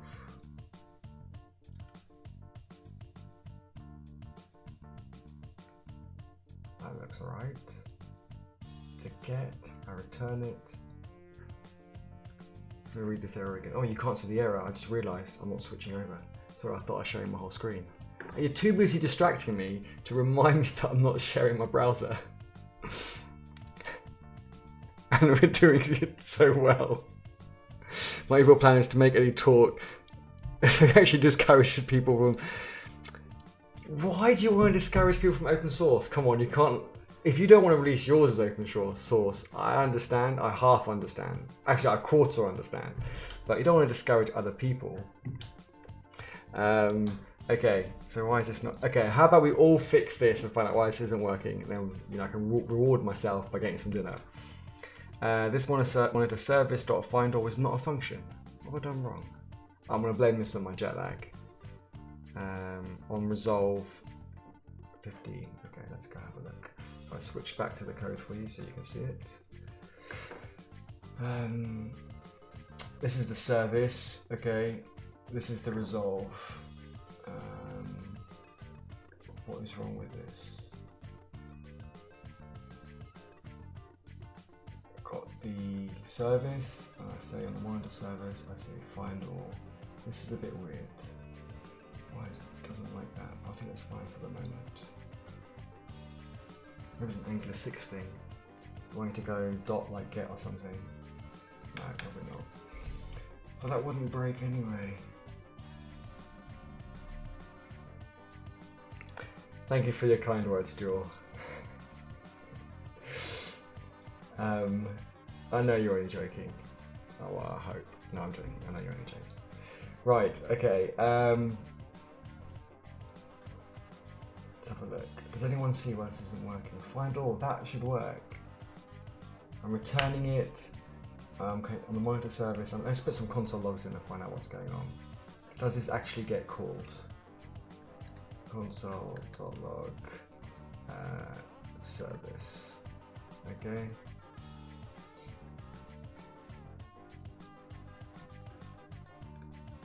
And then let me just check I can get the ID as well. I'll blame it on jet lag. And if I switch back to the browser and go back to monitors. Okay, so I've got the ID and I've got the service. Okay, that's a bit odd. That actually worked.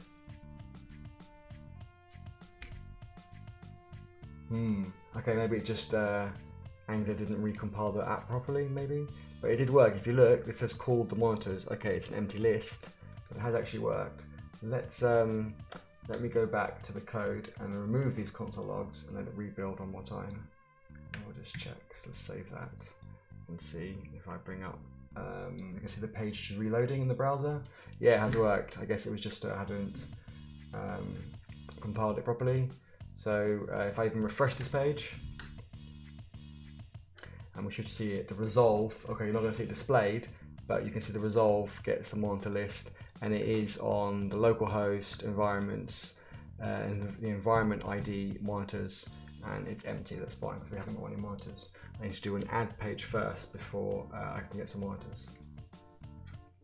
So, uptime. I haven't got that as a command. Where can I do that? Will that be on Streamlabs to get uptime working? Oh, I missed some chat. Oh, I missed quite a bit of chat actually. Let me catch up.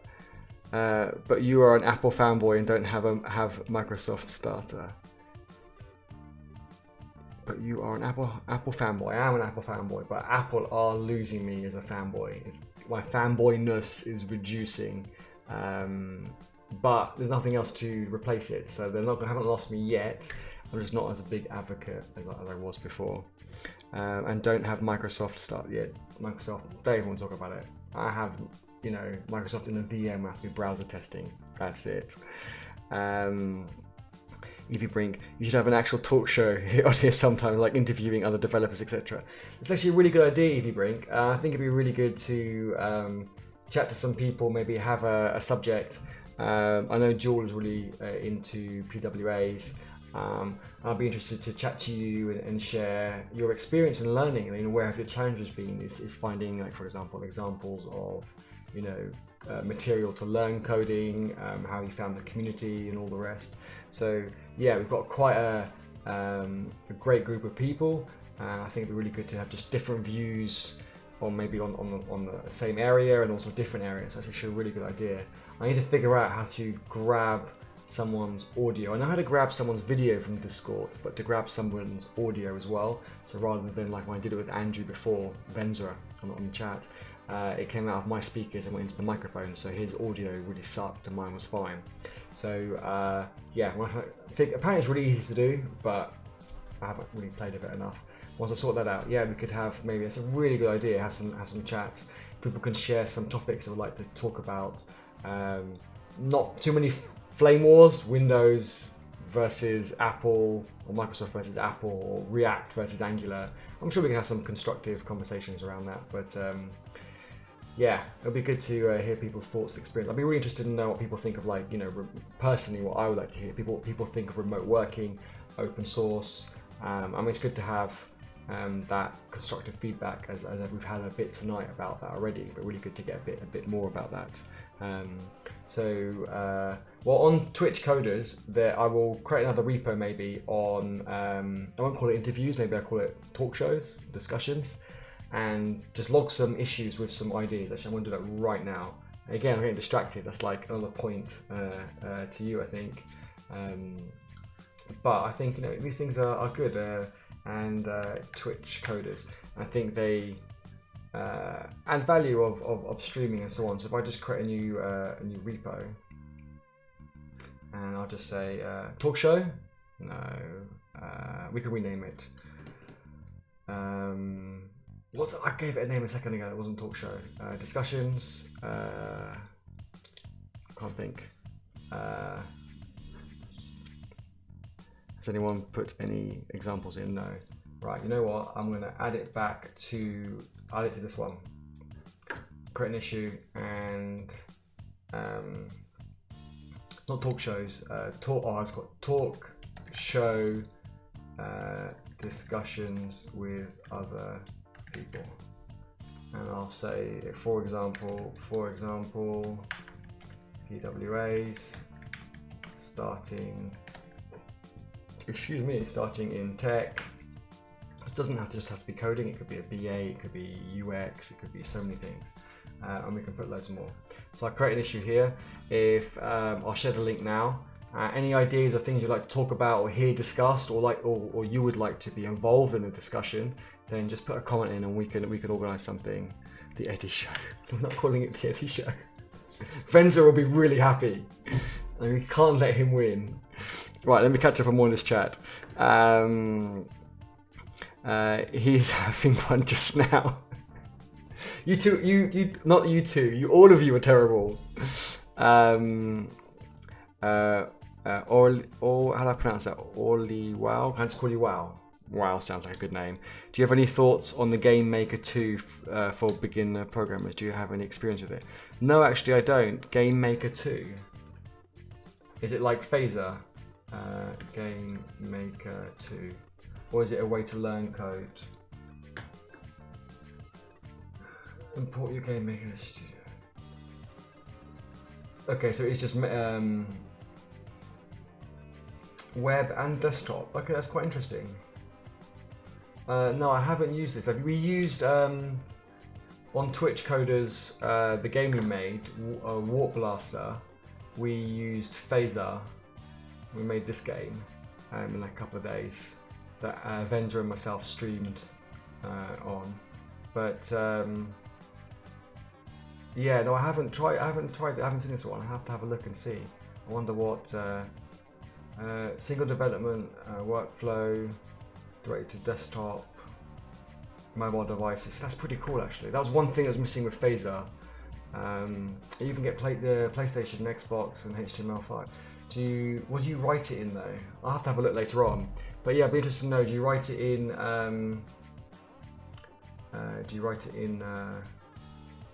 Like, you know, JavaScript kind of web tech, or is it their own custom language? I didn't like Unity because it was kind of like a bit like Photoshop, kind of drag and drop.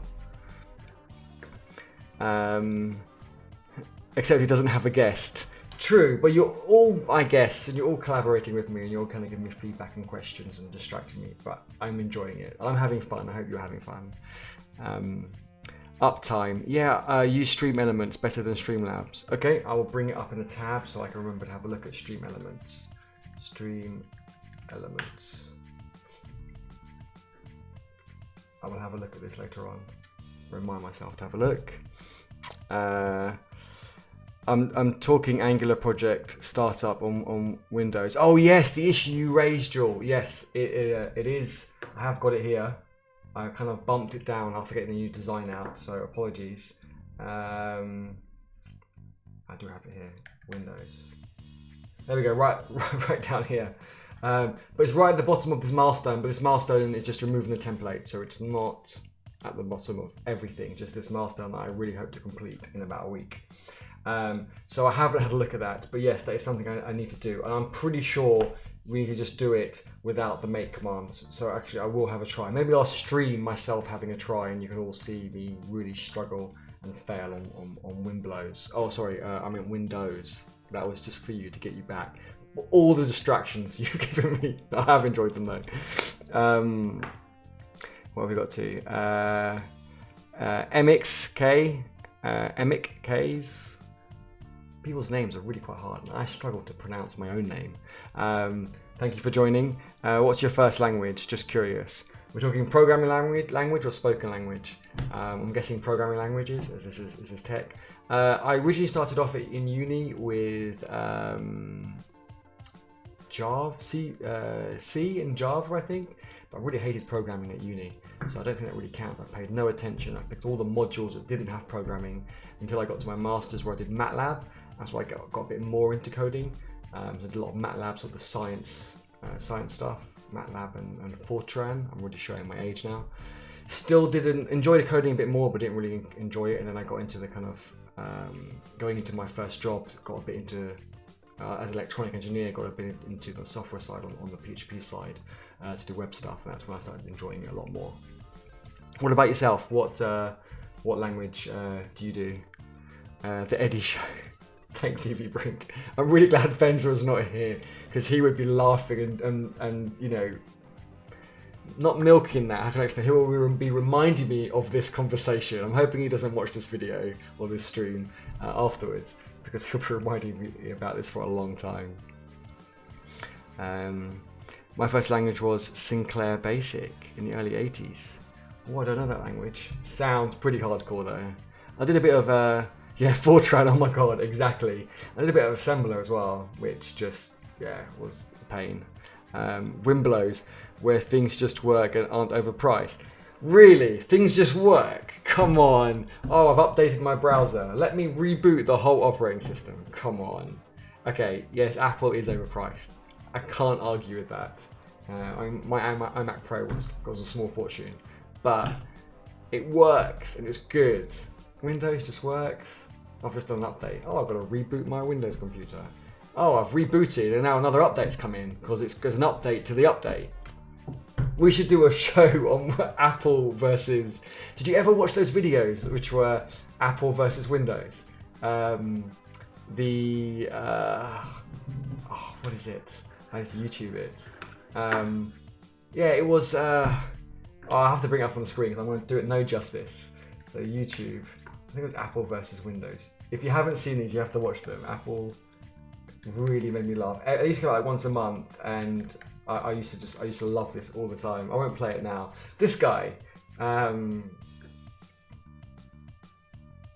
a second, is there an ad? Hello, I'm a Mac, and I'm a PC, you know? Yeah, have you seen that before? This just, you've got to watch these. It just, oh, they've got some new ones. I don't think I've seen this one before. Just really, really cracks me up. They're really, really funny. It was basic, but Sinclair spinned for the Spectrum. Oh, okay, awesome. Yeah, I wish I got into tech earlier and got involved in the kind of the Spectrum, the Commodore kind of side, Ataris and all that. I think I would have learned a lot and given me a good grounding. I jumped in a lot later, really at uni is when I kind of got into computers, and that was kind of like Pentium 3, 1 gigahertz, I think was my first computer. So yeah, I missed out on a lot of the fun back in the day. Update over update, not letting users get administrator with root and blank password. Is that for Mac? I haven't had that issue. 10 points to Jewel. Oh my god, you're all terrible, you're all ganging up on me. But it's true. Right, okay, on that note, let me just switch back to the code. We are talking about code. Actually, let me switch back to the browser, Chrome browser, which is just what we're working on. And we have got the Resolve working. I haven't got an add monitors to kind of get the list populated and displayed, so that's kind of like sad. Do I have time do we have time to do an ad? We could do an ad page real quick, right? No one distract me. Everyone help. So let's just do. I kind of know what the. I think the endpoint is going to be a post to that. So let's just do. I think I call it ad. Let me check in the environment service. Did I call it ad save ad? Okay. So if we do an ad, I really should have brought a bottle of water in. I'm quite thirsty. Because I've been doing too much talking on the Eddie show. I thought I'd say that before anyone else did. Okay.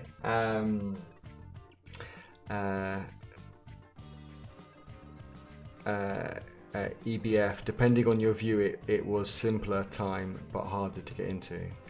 Dual, I haven't ever used a Mac, and sadly I probably never will because I don't have enough money. Minus 10 points to me. You won't really make me laugh. Okay. Right, what was I doing? Okay, we're going to pass in a monitor. So we're going to pass in a monitor. I guess the question is, will the monitor, Durinator, thanks for the follow, I really appreciate it. We do get an environment ID in the monitor, so I don't need to pass it in separately. And then on the return, we should get an observable back, which will contain a monitor. And then what we need to do is return this HTTP post. I'm just going to copy this from up here, this URL. So we're doing it. Don't need that. That's going to be monitor.environment ID, and then we'll pass the entire monitor as a second parameter. I think that's correct. In the post, we can see. I'm not showing my code. No one told me. Coding on Google's Angular on Mac must be the best thing ever. Oh, I think I've missed some chat. IBSSI, hey, thanks for joining. Do you have any tips, good tools for new Angular developers? Well, I'm pretty new to Angular. I've been doing it about 6 months. See, I was coding and no one said that you couldn't see my IDE. Really just Angular documentation is pretty good. Okay, it's not great with open source projects. Documentation unfortunately is never perfect, but the good thing is you can contribute back. Contributing documentation is a contribution. So to be honest, the way I learned it, I bought an $11 course on Udemy. I can share the link, and that was when it was Angular 2, I think. And I just watched that and did some of the tutorials for like a day, and then I learned really, really fast. The guy, whose name was Maximus, and I learned really well. And from that, I started using Angular docs and just using it, and I picked it up really, really quickly. So I recommend that. I know Venza, who's usually on here, Andrew, IBF, thanks for the follow. He just looks at examples and just uses the docs and does it that way. So I guess everyone learns differently. It depends what works well for you. There are some blog posts out there which are good.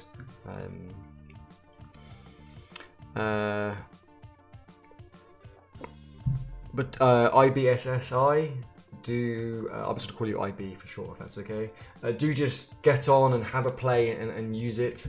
And there is a quick start now for Angular 6, so it's a good way to kind of get started. It's got like it's what I use for this project. It's got a nav and got a few things already kind of there for you to get you started. But just get on and have a go. Let us know how you get on. And if it's open source, don't forget to share a link so we can take a look. Coding Google's Angular on Mac must be the best thing ever. IBF, 20 lines of code in about an hour. You deserve a follow.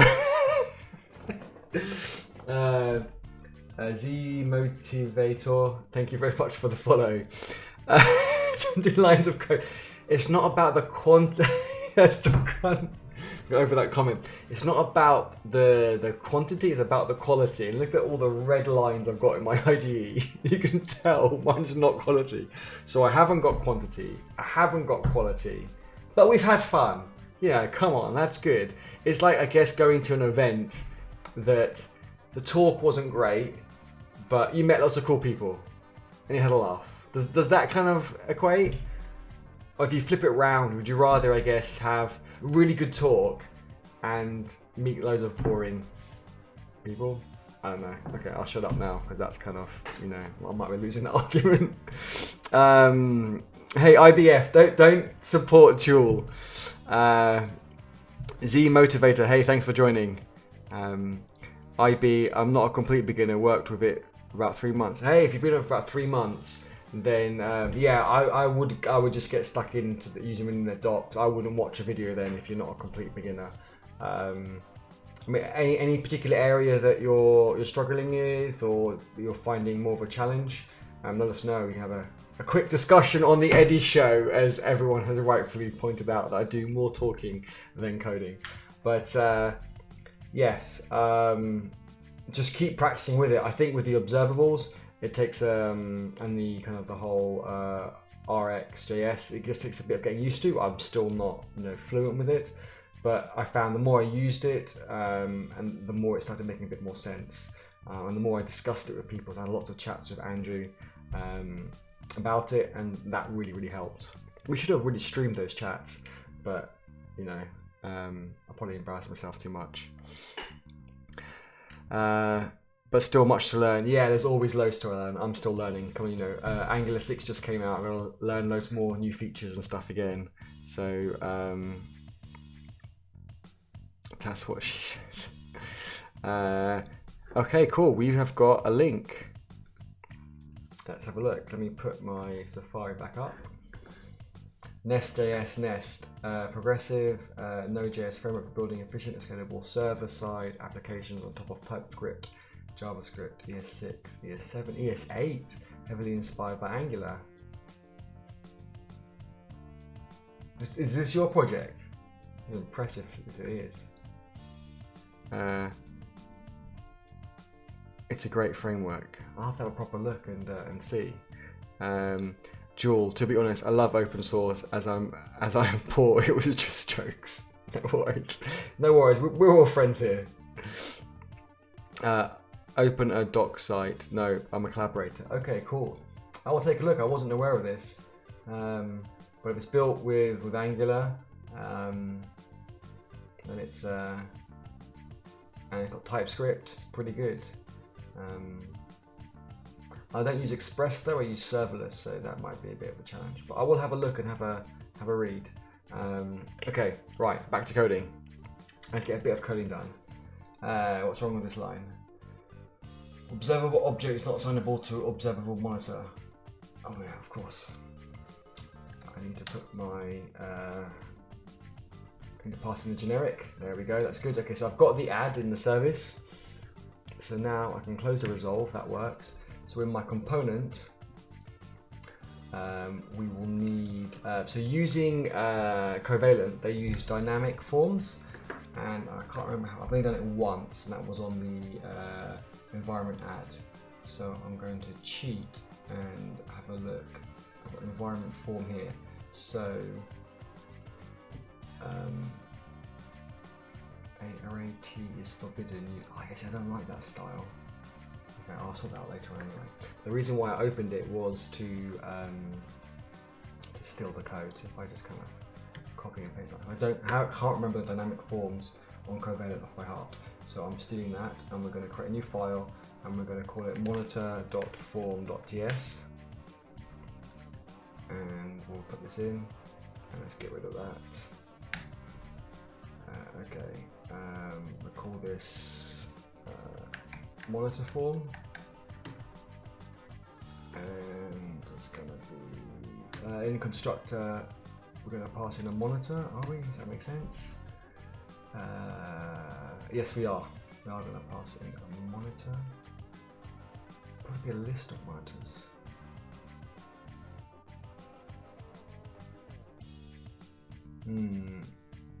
It was environment, so it must be monitor. I need to have a think about that and see.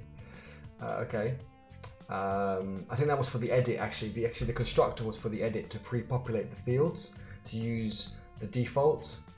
But I actually don't need that, because for monitor I was just going to not have an edit, because when you've got a list of results for a monitor, so when you've got a monitor monitoring a URL, checking for a status code, checking for the text in the page, if you suddenly change for the text you're appearing, all the other previous like pings for that monitor should be invalidated. So I actually don't want an edit. I actually want it to have to delete the monitor and add another one, or add a second one. So, but it's not mine. It's built with TypeScript and RxJS. Cool. If you make Windows Starter for Dashboard, I will try and collaborate more than you on the stream. Okay, that's a fair point, and that's sounds like a good challenge. We could do it, so we could both collaborate on DashboardHub while we're streaming. Okay, sounds like a good idea. Let me let's bump up that list, right? So if I bring up Safari and if I bring up where is it? Let's I see it like a good challenge actually. So let's bump this up a little bit so I can hopefully get onto this. I'm gonna put it under here for now. Okay.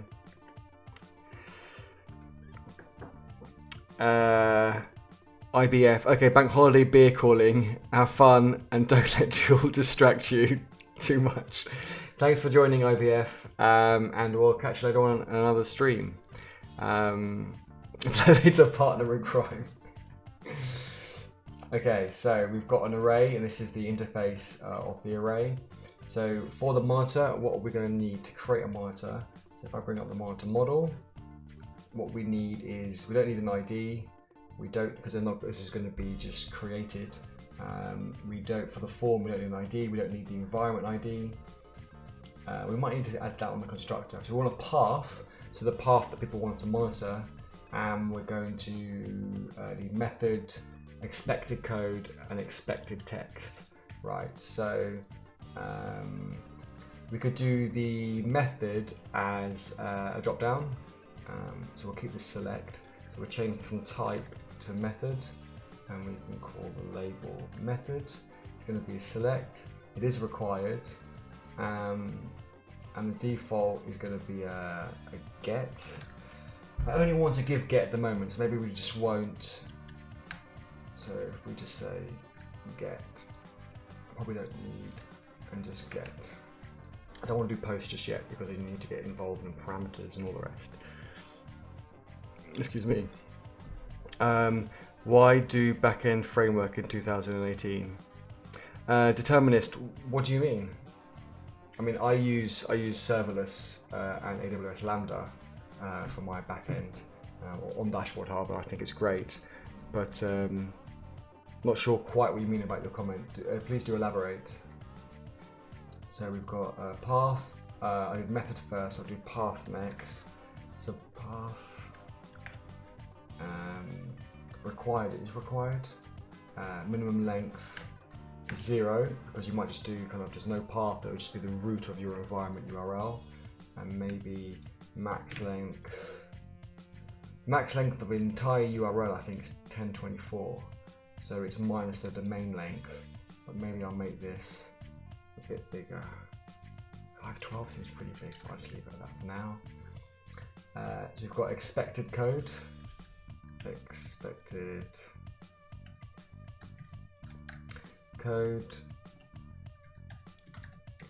code, required true. I want to put a default on this actually. Oh, this should probably be a select as well. What do we think? Do we think a select would be good? So it'd be like kind of 200, 201, but there could be, the list is quite long. I don't want to list every status code. If I let people type it in, they might just type in 20. So I could, I think it's gonna have to be a select. Yeah, I think it is. I'm gonna copy that because I'm lazy. So expected code. Expected, I can't spell, expected code. Required true. I think I can just do this. I think they need to be strings as well. I can't remember why. Setting it to the API. Do they need to be strings? 200, 400. This is going to be quite long because you've got like, no one's going to want to test for a 500. But default 200. But you can have like 201, 204, another popular one.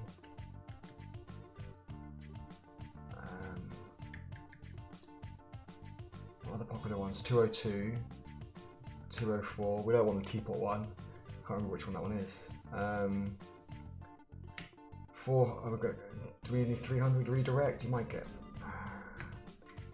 Okay, let's just keep it simple for now. We can add some more. 400, probably a 404. Another popular one. I think that's probably it. It's for Z emotive. Okay, cool. I'll let them answer. Joel, what's your opinion for the future of more hardcore backends like ASP.NET and Spring Boot? ASP.NET, I have no idea anything about that kind of ecosystem. Spring Boot, I really like Spring Boot. I thought it was very cool. The barrier to entry is pretty high, but I did really enjoy it. You know, it's like kind of the Spring ecosystem without all the kind of the rubbish that came with it. So that was quite good. I did use it for quite a while. There's like JHipster, which I think is Angular on the front end, and Spring Boot on the back end. That was pretty cool. Determined, I find your font size too small. Are you okay with it? So I've turned my 5K screen down to like a kind of a 1K screen. I'm hoping that res is okay. Are you on a computer or on an iPad? Maybe on an iPad it's a bit difficult to read.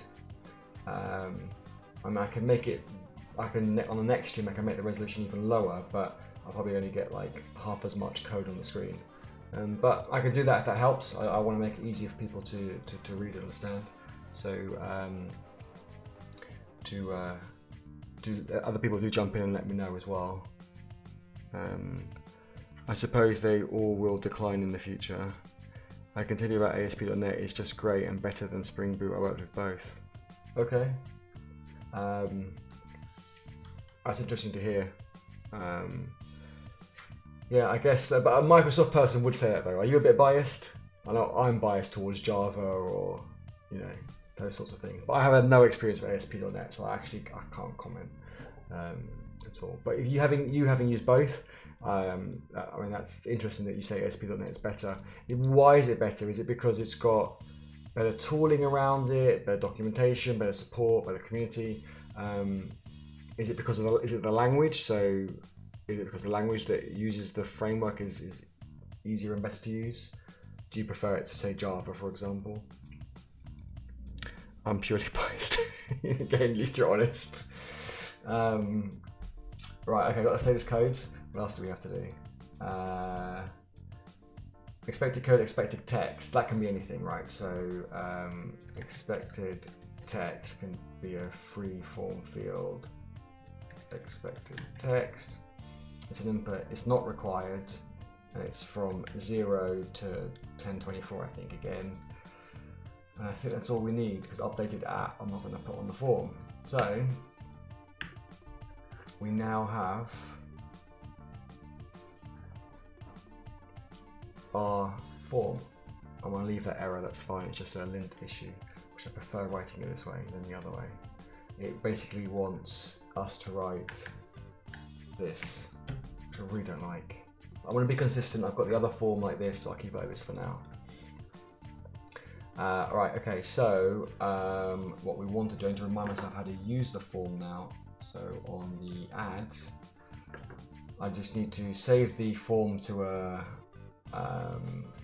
variable. Okay, let's just copy that. Actually, no, let's not copy that. So let's create the variable.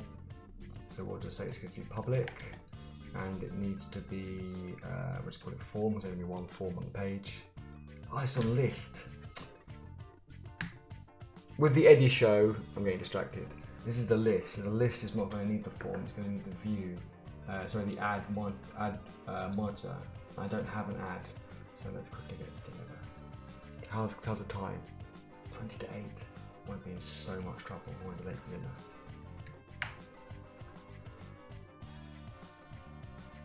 Quickly add this real quick. So we're going to say monitors, add component. Just add this page now quickly. I won't be able to finish it, but we can start it. and they can finish it later in the week. So go monitors, add component, HTML. Okay, so in HTML, let's just go hello, and in here I'm just going to copy another one and cheat just to save time, and we'll rename this to add, and this is add. Right, okay, so we need to add this component to the module.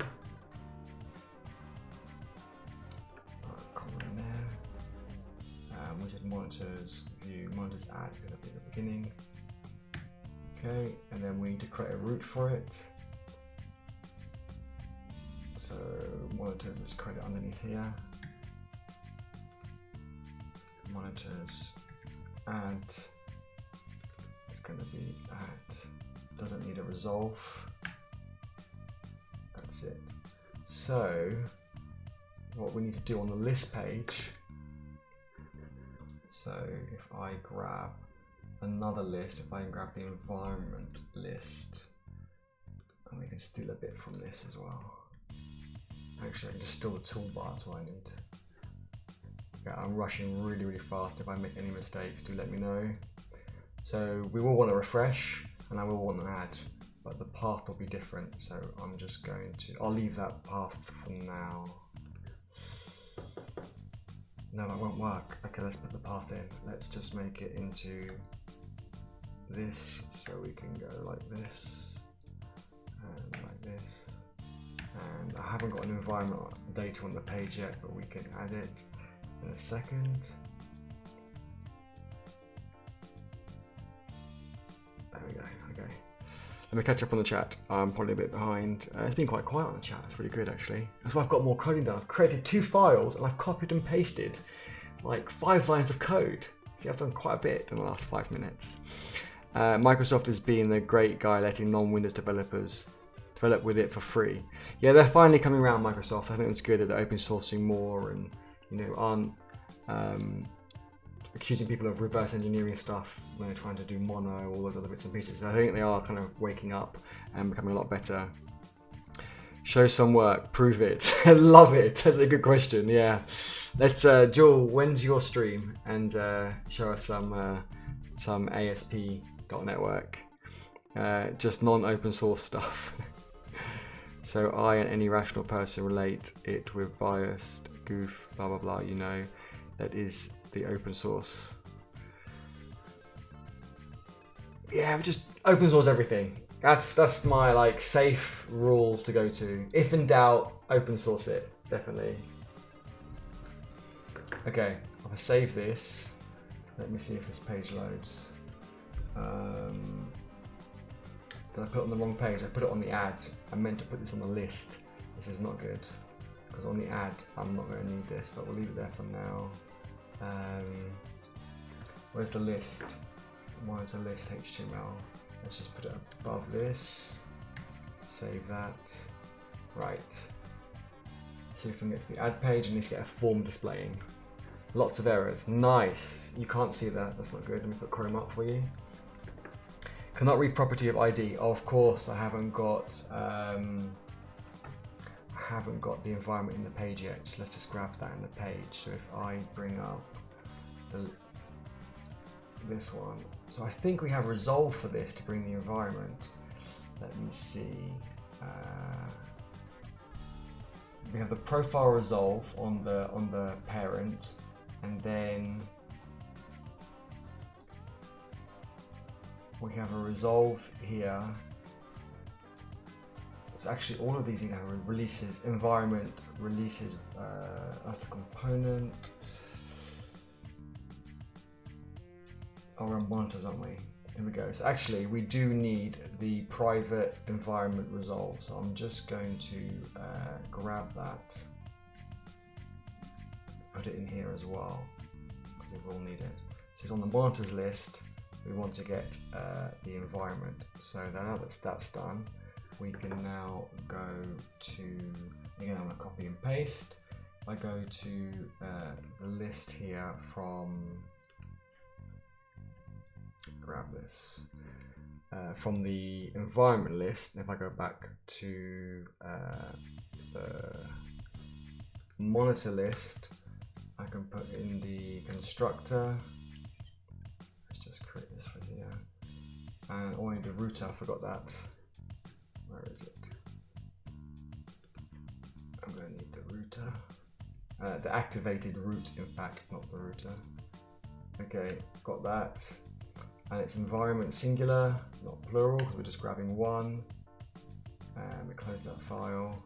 And we'll say it's public, because we need it in the HTML. We'll say public environment, type environment. Okay, and that's spelled wrong, so let me copy and paste that over the top. Okay, what's wrong with this? Running white space. If I save that, the ID will sort it out. Okay, so we'll have the environment available, so now it shouldn't complain for me to have environment ID. So now if I go back to the page, I go back to Chrome, you can see now that it's worked, and if I hover these buttons, do I get any links? If I hit add, that did not work very well. That is not good. Let me go back to the chat. What have I missed? K Khan, have you updated to Angular 6 yet? Yes, I'm on the RC actually. So good question. What I'm using on this is actually the RC. So I do need to update to the full Angular that came out, I think it was yesterday. But I'm probably I've got 2 more features to do. I'm gonna get those working, and I'll just do a sweep update all the way through. Jewel, Eddie, what does an Apple fan think of not open sourcing their proprietary technologies? Yeah, true. I guess I conflicting in terms of I'm a massive open source fan and Apple aren't open source. Well, they're getting that way. I think I don't do Swift, but I know they've open sourced Swift. So I think again they're coming around. So it's getting there. It's great we have their intern leaking the iBoot. I don't get it. Intern leaking the iBoot. I'm not sure what that is. Let me just switch back to this. Why does this plus not work? I'll just go view. Why am I not viewing what link is this? This is inspect and have a look. Make this a bit bigger. The add, the button, and it's going to environments. Let's have a look at the code. Oh, it's a button. You make it a link, and it's going to environments, environment ID, add. Okay, let's save that and have a look. How am I doing on time? It's 10 to 8. I'm so far behind time. My wife's going to divorce me. Hit add. Still didn't work. Right, let's go back. Let's inspect and see what I've bodged up in my rush even. And intern leaked the iPhone boot code. Oh, okay. Interesting. Interesting. The intern probably got fired and sued and all the rest. So href to environments ID add. Did I not? Oh, I'm not showing you my browser. Here we go. I was just looking at the link URL. The link URL looks correct. So if I go back to the code, I probably haven't put the add is there. ID monitors add. Oh, I missed out monitors, I think. Let me go back. I did. So it's going to be quote quote. And it's going to be monitors. Right. We are going to get something working today. It's just Chrome is refreshing. Swift is just making you code for Apple that is not open source by any means. Opening, ASP.NET Core on GitHub makes Microsoft the great guy. Well, I don't know about Microsoft the great guy. They're kind of finally waking up, I think. Your code is clean. I like it. Hey Kay, thank you very much. I really appreciate that. I've still got loads to learn. I've been coding for well over a decade. I don't want to say too long because it's showing my age, but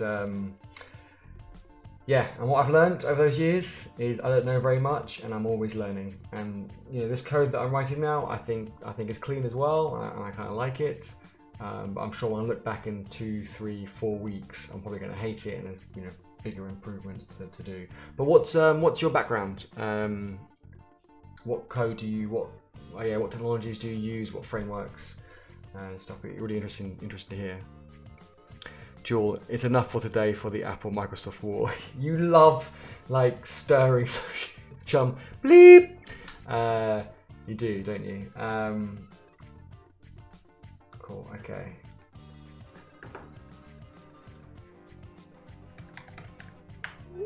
Right, the wife's messaging me saying, "Hey, are you still streaming?" Okay, let's just get this working and have a look. So let's try the plus now. Here we go.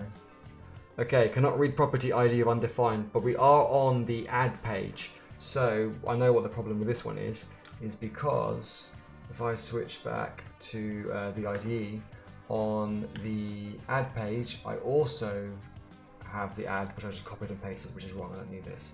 So in fact, let's just remove the link. Don't need this. And save it, and that page will now load. So we have got the add page. This is the add page. We've got refresh and add, which doesn't make sense. We'd want to submit and a cancel. So let me just copy and paste that from somewhere else, which is really bad. Copy and paste development just is terrible. If you click cancel, where should we go back? We should go back to, we're adding a monitor for the environment, so we should go back to the monitor list, I think. So what we would need is to go to the environments, and then it's the environment ID, which I'll need to add to the page. Oh, didn't move that to come up. Environment ID, which we'll need to add to this page to make it available. We'll do that with resolve in a second. And we will need,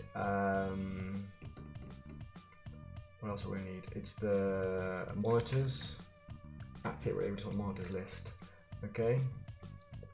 And on the submit, we submit the dynamic form. Okay, so this page will still break because I need to add a resolve to this. So if I go to the monitors add, if I grab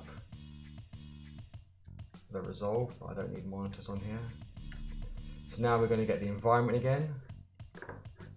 And then if I go to the list, we'll just copy this and I can put it on the add as well. We need exactly the same thing. I will put it, oh okay, that's not a good idea. I can't copy that directly, I've already got a constructor. Let me copy that. Have we got active root? We haven't got activated root on there. So let me grab this so it can inject it in. We have got router. I do not enjoy having both of those. I wonder if we can kind of combine those. I need to do a bit of research and check on those. But we can tidy that up later on. And this is the environment variable. Sorry, the class variable for the environment.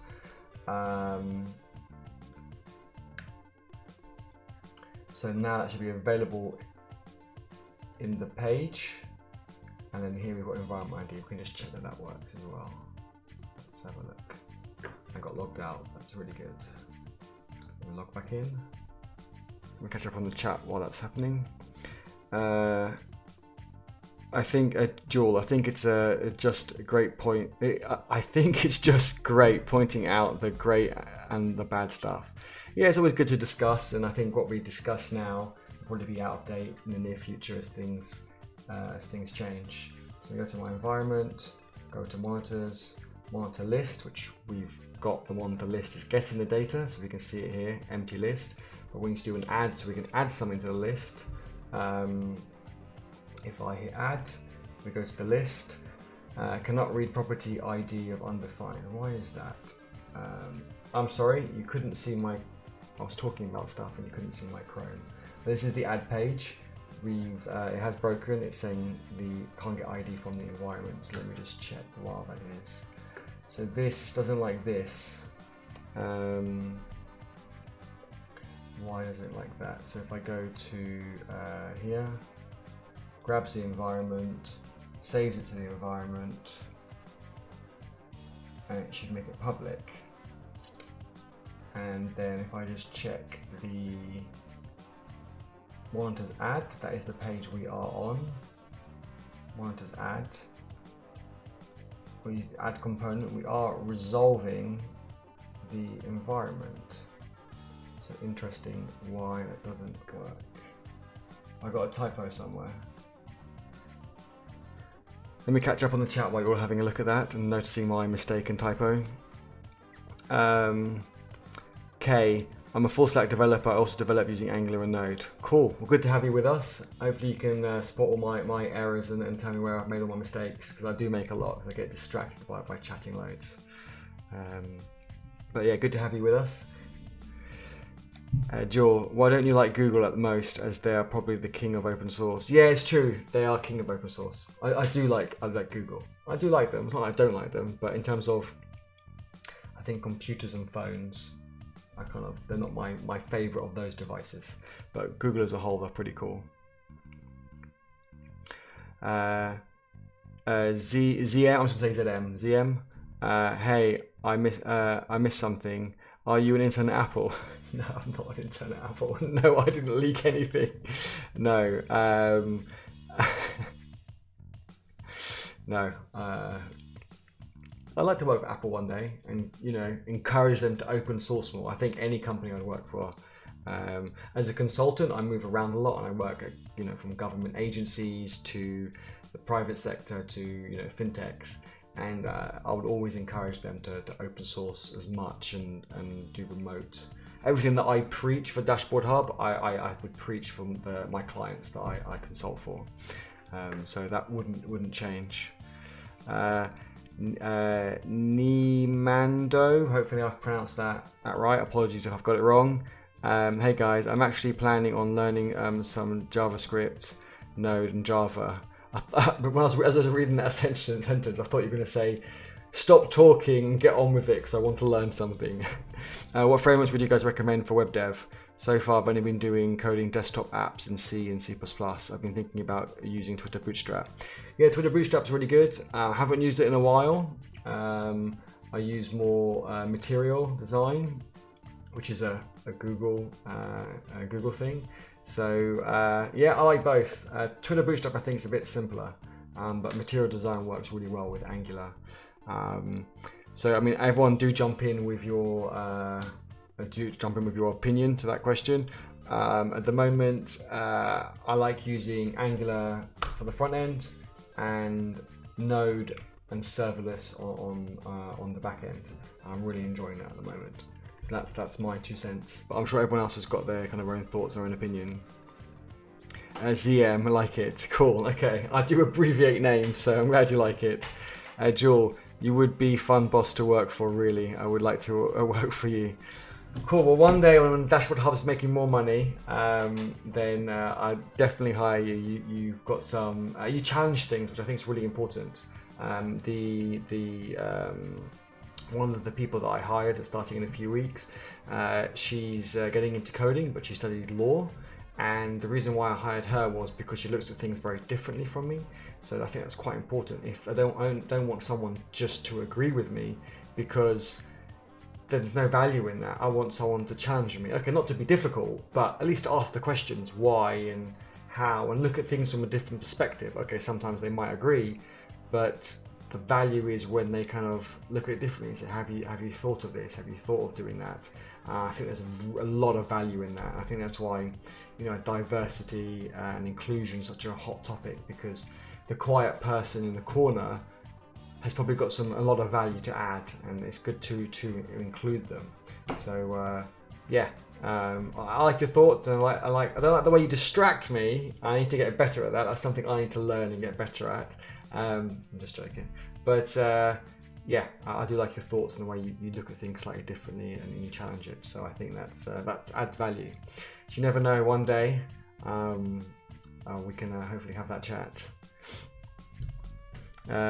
So you are hiring me? Yeah, one day I'd like to, when I can afford to. I've hired 2 people at the moment for the summer for 4 months, and that's costing me quite a bit. So I can't hire any more people at the moment. But you know, we'll see where it goes after these 2 events for Dashboard Hub. You never know, I might get some more clients, and we'll see how it goes. Okay, you know what? This is busted. I don't like to leave things broken, but I think because I'm jet lagged, my body thinks I was in Thailand yesterday and it's 6 hours ahead. So my body thinks it's 2 a.m. So that's probably why I'm kind of flaking. I'm mumbling all my words and probably not being very efficient. And as I said before, I really believe in being efficient. And as I'm not being efficient, I think it's time for me to get some dinner, get some rest, and we'll continue working later in the week on this open source project, and we'll be a bit more efficient. I think it's time for me to call it a day. You have Macs in your company? Yes, everybody in my company uses Macs. Everything's open source, everyone works remotely, everyone works their own times. So, you know, some people work early in the morning like myself, some people work late. Hence why at 8 o'clock in the evening, although my body thinks it's 2 a.m, I am flaking. Yeah, that's kind of how I structured Dashboard Hub. But yeah, I think it's time. Eddie show and Eddie lack of coding should probably call it a day. But I really appreciate everybody, you know, coming to join and engaging in the conversation. It's really got me back into the flow of things. Not streaming for 2 weeks, and only doing it for a few weeks before I left on a vacation. I found it quite hard to get back into it, but I'm really glad that you've all helped, been welcoming, and you've all been talkative and collaborative, and it's really helped me get back into the swing of things. I can't wait till my next stream. I haven't got one scheduled. Probably Wednesday. I would have thought I'll do a stream next, but I'll add it to my schedule below. Don't forget to give me a follow at the top right, and don't forget to join the Discord below, and we can chat between streams. The Discord is not called Eddie Jowd, it is called Twitch Streamers. So Twitch Streamers, Twitch Coders. I don't even know my thing. Let me get you a link. I have a link somewhere. Let me get you a link, and we can. Why can't I get a link? Here we go. Let me get a link, and I'll share it so people can join the Discord, and we can chat between streams. Let me catch up on a bit more chat. Where are you originally from, and why were you in Thailand? I've lived in UK all my life, hence the British accent. But I'm originally Lebanese, so from Lebanon. Well, my father's from Lebanon, and my mum's from Jordan. Thailand, my wife's half Thai, her father's Thai, and we got married in Thailand 9 years ago. So we went, next year we got quite a busy year, so we wanted to go for our 10-year anniversary and go back and do kind of where we got married, stay in the same hotel, all those sorts of things. But next year we're quite busy, so we thought we'd bring it a year early and do our kind of 10-year anniversary a year early. So we went to Thailand for 2 weeks. But check out my GitHub. I did code every day and do lots of open source work on Dashboard Hub. So I did, I kept that kind of work-life balance. And as I said at the beginning of the stream, so if you missed that, it really made me think that what I'm doing with Dashboard Hub by hiring people, letting them work remotely, letting them work their own schedule, really I think is important, because I didn't work massive amount of hours over my holiday, but I felt I was very efficient because I worked at the times that kind of made sense. So I had that work-life balance, so I felt that I was when I was working, I was focusing, I wasn't getting distracted. And then when I thought, you know what, it's time to spend time with the family, I'm not focusing, I kind of, you know, went off and did that. And I wasn't thinking about work. I felt my work was quality and my family time was quality. I really believe that that's important. So that's why I was in Thailand, and I'm glad I went, and I'm glad I got a clearer view. Okay, thanks for the follow. It'll be fun running Microsoft virtual machine on that beast. Yeah, I've run 3 or 4 virtual machines at once on my iMac Pro for the different browser testing and so on. We'll get something running next time. So yeah, I think it's time that I went for dinner. It's time that the Eddie show came to a close. But listen, thank you again, everyone, for joining. Really appreciate it, and I'll catch you later in the week. I will update my schedule, and also don't forget, if let me bring up one last thing. If I bring up my Safari, Twitch Coders, the organization. I did create not under Warp Blaster, under the kind of the main repo. There was mentioned about having discussions, having other people on the kind of, I was gonna say on the show, and that means I'm agreeing that this is an Eddie show. It's not. On the stream and discussing various things, be it PWA, starting in tech, frameworks and all the rest. So if you have any ideas or things you would like to see discussed, or you would like to be involved in discussing, please just add a comment, raise an issue, whatever works for you. We can chop it and move it around later on, do that, and that will be great. Have a great evening, everyone. If you're in this kind of time zone where it's evening time, or if it's in the morning, then have a great day. But yeah, thank you very much all for your time. I'm just going to look at my Elgato and see what is my holding screen. I've got my end screen finger on the button now. So yeah, I'll see you all soon. Thank you again for all your contributions. Press the button. Did it work? Button doesn't